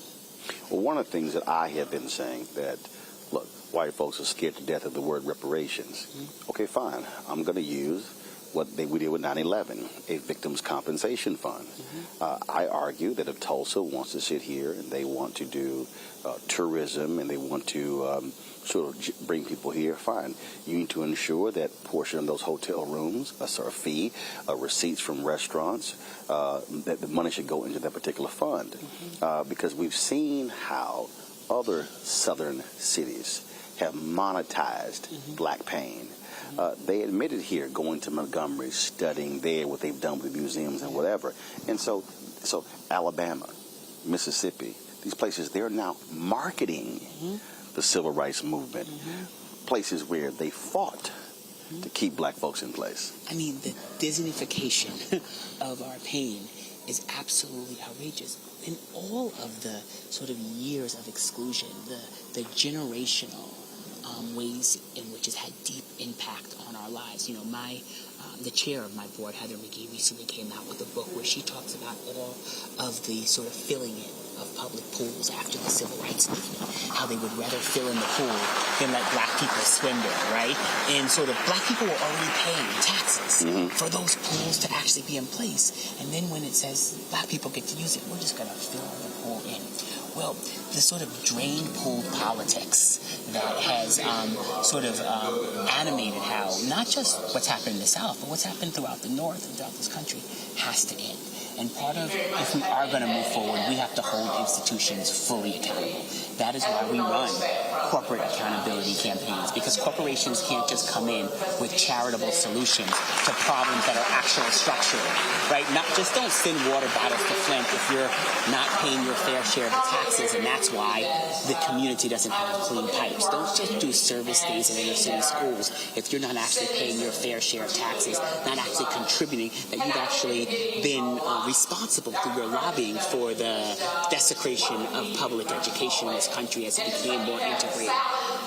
The inequality is not unfortunate like a car accident. It is unjust, and it's been manufactured. And those that have manufactured need to be held accountable, but just as importantly, we need to build new structures to move forward so communities get what they deserve. All right, Rashad, we appreciate it. Thanks a lot. Appreciate you. All right, that was Rashad Robertson with Color of Change. Folks, we are almost done here. We have had some amazing conversations with folks about what's been happening here in Greenwood, what they're trying to get done, what they're trying to build, what they're trying to start up. And that was one woman we caught up with, and one of the things that they did was trying to get people to support black businesses here. And so this sister here, I said she came by our spot. I said, I got 90 seconds for you. And she explained how they were using a QR code on banners to be able to get people to, when they come to Tulsa, to actually go to black businesses and spend their dollars. Watch this. So, Tracy, you are one of the descendants of the Tulsa Massacre. We've been here. Folks have been talking about Greenwood, Black Wall Street. But you were sharing with me something that y'all have done to make it easier for folks to support black businesses, black-owned businesses in Tulsa. Explain that. Absolutely. As you noticed, being on Greenwood, there's not a lot of African-American business in that particular area. So what we've done is we create a banner that's in memorial for those that have lost their lives, as well as the descendants, as well as those that are yet living, to tell their story. The banner has been established to represent the businesses that's in North Tulsa, and so those that may visit Greenwood, if you would go to that banner, which is right next to Vernon AME Church, you'll see a QR code on the banner. You just take your phone, pull out your camera, you take a picture of that QR code, and it'll pull up all the black-owned businesses in North Tulsa that have registered to be a part of that particular push that we're doing. It was free for the businesses. We didn't ask anything of the businesses. The only thing we asked for them to do is to register the information, and we put them on this QR. All right. Sounds good. So we'll be sure to get a photo of that and put it on social media. We really appreciate it. Thank you so much. Thanks a lot. Okay. All right, you take care. I appreciate you. All right, thank you. Bye-bye. All right, folks. Again, those are some of the innovative things that people are doing to actually bring attention to what's happening here and to help black-owned businesses. Let me get my final words. One of the things that I wanted to be able to do here, why we wanted to come here, why we wanted to broadcast here, we did not come here because President Joe Biden came here. We didn't come here just to cover his speech. We invested the time and energy to come here to spend 5 days. We got here on Thursday. Last Wednesday, we were in Fort Worth trying to help Deborah Peoples, who is running for mayor of Fort Worth. Her being mayor of Fort Worth, the runoff is June 5th, can change the economic condition of a community. It could actually change her being in power. We've talked about Maynard Jackson being the mayor of Atlanta and how him being the mayor use the power of the political office to change the economic condition of black people. In 1973, when he became mayor, black folks were getting 0.0012% of all contracts in the city of Atlanta. He changed Atlanta. He changed the South. He changed what actually happened there. And so what happens when we actually use that political power, and then we leverage that in corporations, leverage that in philanthropy, and all of a sudden, what we're then doing is we're changing the condition of our neighborhood. And so we've had an opportunity to talk to business owners and share with them and talk about what they're doing and how they're trying to start businesses. And so if you go all along here, we've had people who are artists and people who have shirt shops and who are have all sort of different things, and what they are all about is trying to redefine the black community. And see, here's the thing that what I keep trying to say to a lot of these people. It's a lot of folk who are running their mouths on social media. It's a lot of people who are talking, bumping gums, saying what we should be doing as opposed to what we're not doing. I just want to give y'all an indication of what I'm talking about, that people really don't understand. When the White House, they said that if folk wanted to carry President Joe Biden's speech, they could get the pool feed. Well, first of all, it costs millions of dollars actually to buy into the pool. I said, black media can't do that. I said, so if you should be streaming the whole his introduction, and normally there's a program before the president speaks. I said, you should also stream him visiting the cultural center. So we have access to that. That's me communicating directly with the White House, explaining to them something that they weren't fully aware of, how we are limited in terms of being able to access the content. See, when you have people who don't understand, like this fool Brian Chambers on YouTube saying, well, you're running your mouth. No, there are people who are running their mouths and not providing information to the people that could change the condition of their street, their neighborhood, their city, their state, their country. See, what we're talking about is how we use our power. And so when I was pushing the White House, when I was saying, no, stream all of it so we will be able to actually see it, be able actually to share it. We also made, as I said with Tiffany Crutcher, we made sure that black media was on the inside of that. And we had an opportunity to talk and to share and to speak. If y'all saw the stream that we did of the sister who gave President Biden his tour, Michelle, he gave her the tour. She gave him the tour just a little bit earlier. And what happened there was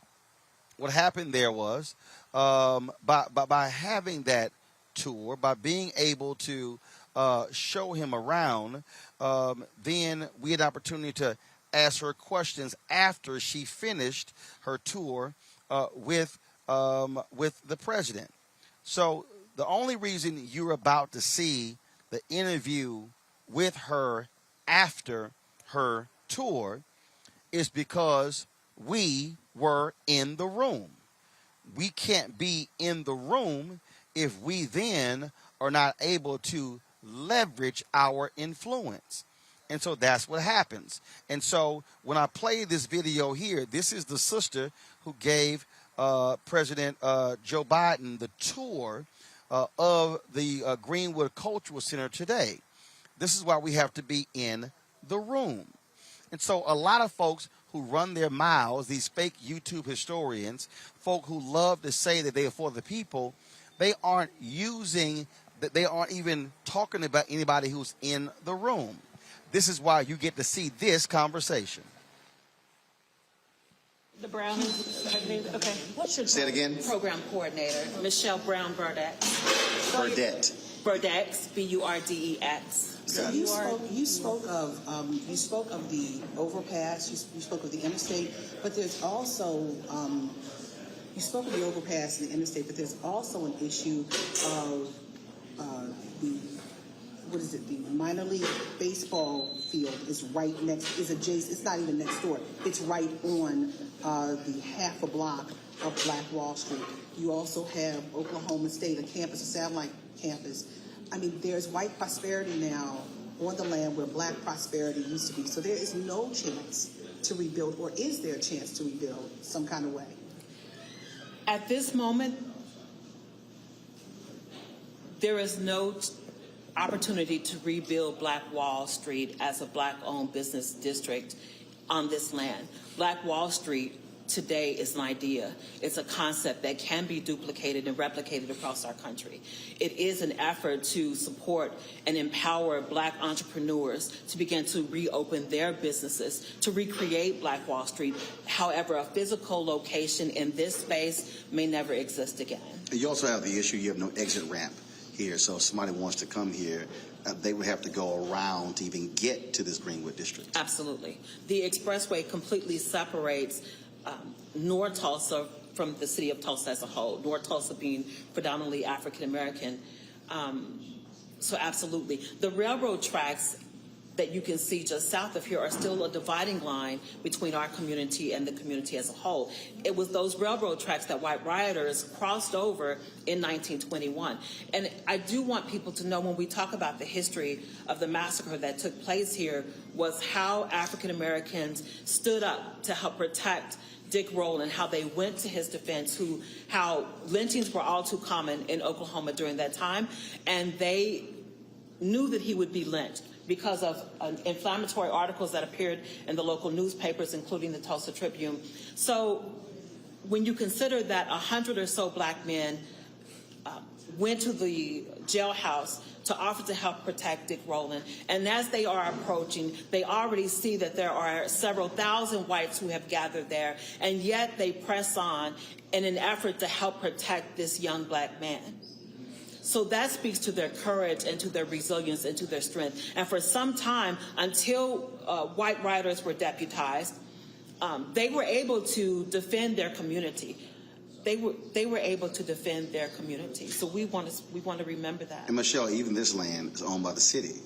Yes. And so DeMario, what he was saying is, part of this whole issue with the Victims Compensation Fund is for the city to give this land back to community activists. So this, at least this center, is in black-owned hands. Yes. Michelle, Yes. what's it like to have the president here today?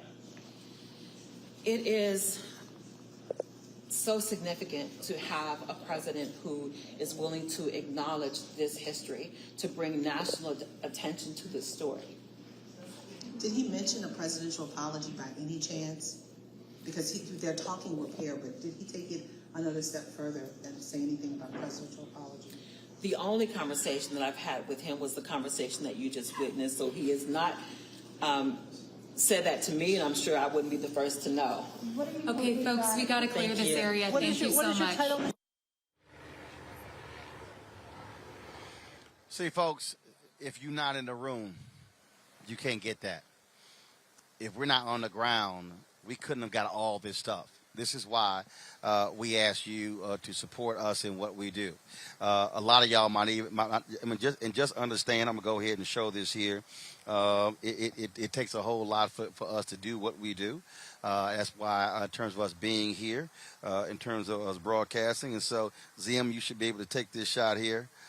This, of course, is our whole setup here. This is our whole setup here. Being here, all of our camera gear and everything along those lines. As we hear, broadcasting, we're right across the street again from the Cultural Center, and then where we are right here. This is Vernon AME, and so we certainly appreciate the church security allowing us to be able to hear. You can switch back to the other shot. And so, folks, this is how we are able to do what we do. Your donations make it possible for us to do so. We want you to please join our Bring the Funk fan club. It makes it possible. And that's why we're here. We're not just going to be here in Greenwood. We're going to be in other cities as well, telling our story. So you can support us, of course, by going to our Cash App, $RM Unfiltered. Venmo.com is /RM Unfiltered. PayPal.me/R Martin Unfiltered. Zelle is Roland at RolandSMartin.com. We want you to please support us, what we do. We're about covering our stories, being on the ground, being here. I told you the nation's first black newspaper, Freedom's Journal, said we wish to plead our own cause. Too long have others spoken for us, and that's the case. And here's the deal, Angela Hill. You running your mouth on YouTube. If you don't want to support the show, that's fine. But guess what? You sure are watching it for free. See, that's what happens, how some folk operate. But see, we are doing the work that other people are just running their mouths talking about. And so I certainly appreciate Janae. We'll continue to donate. Angela Sanchez, I appreciate it as well. Folks, y'all can go to, of course, again, all the platforms. We're going to end the show with this. My frat brother, Reverend Dr. William J. Barber.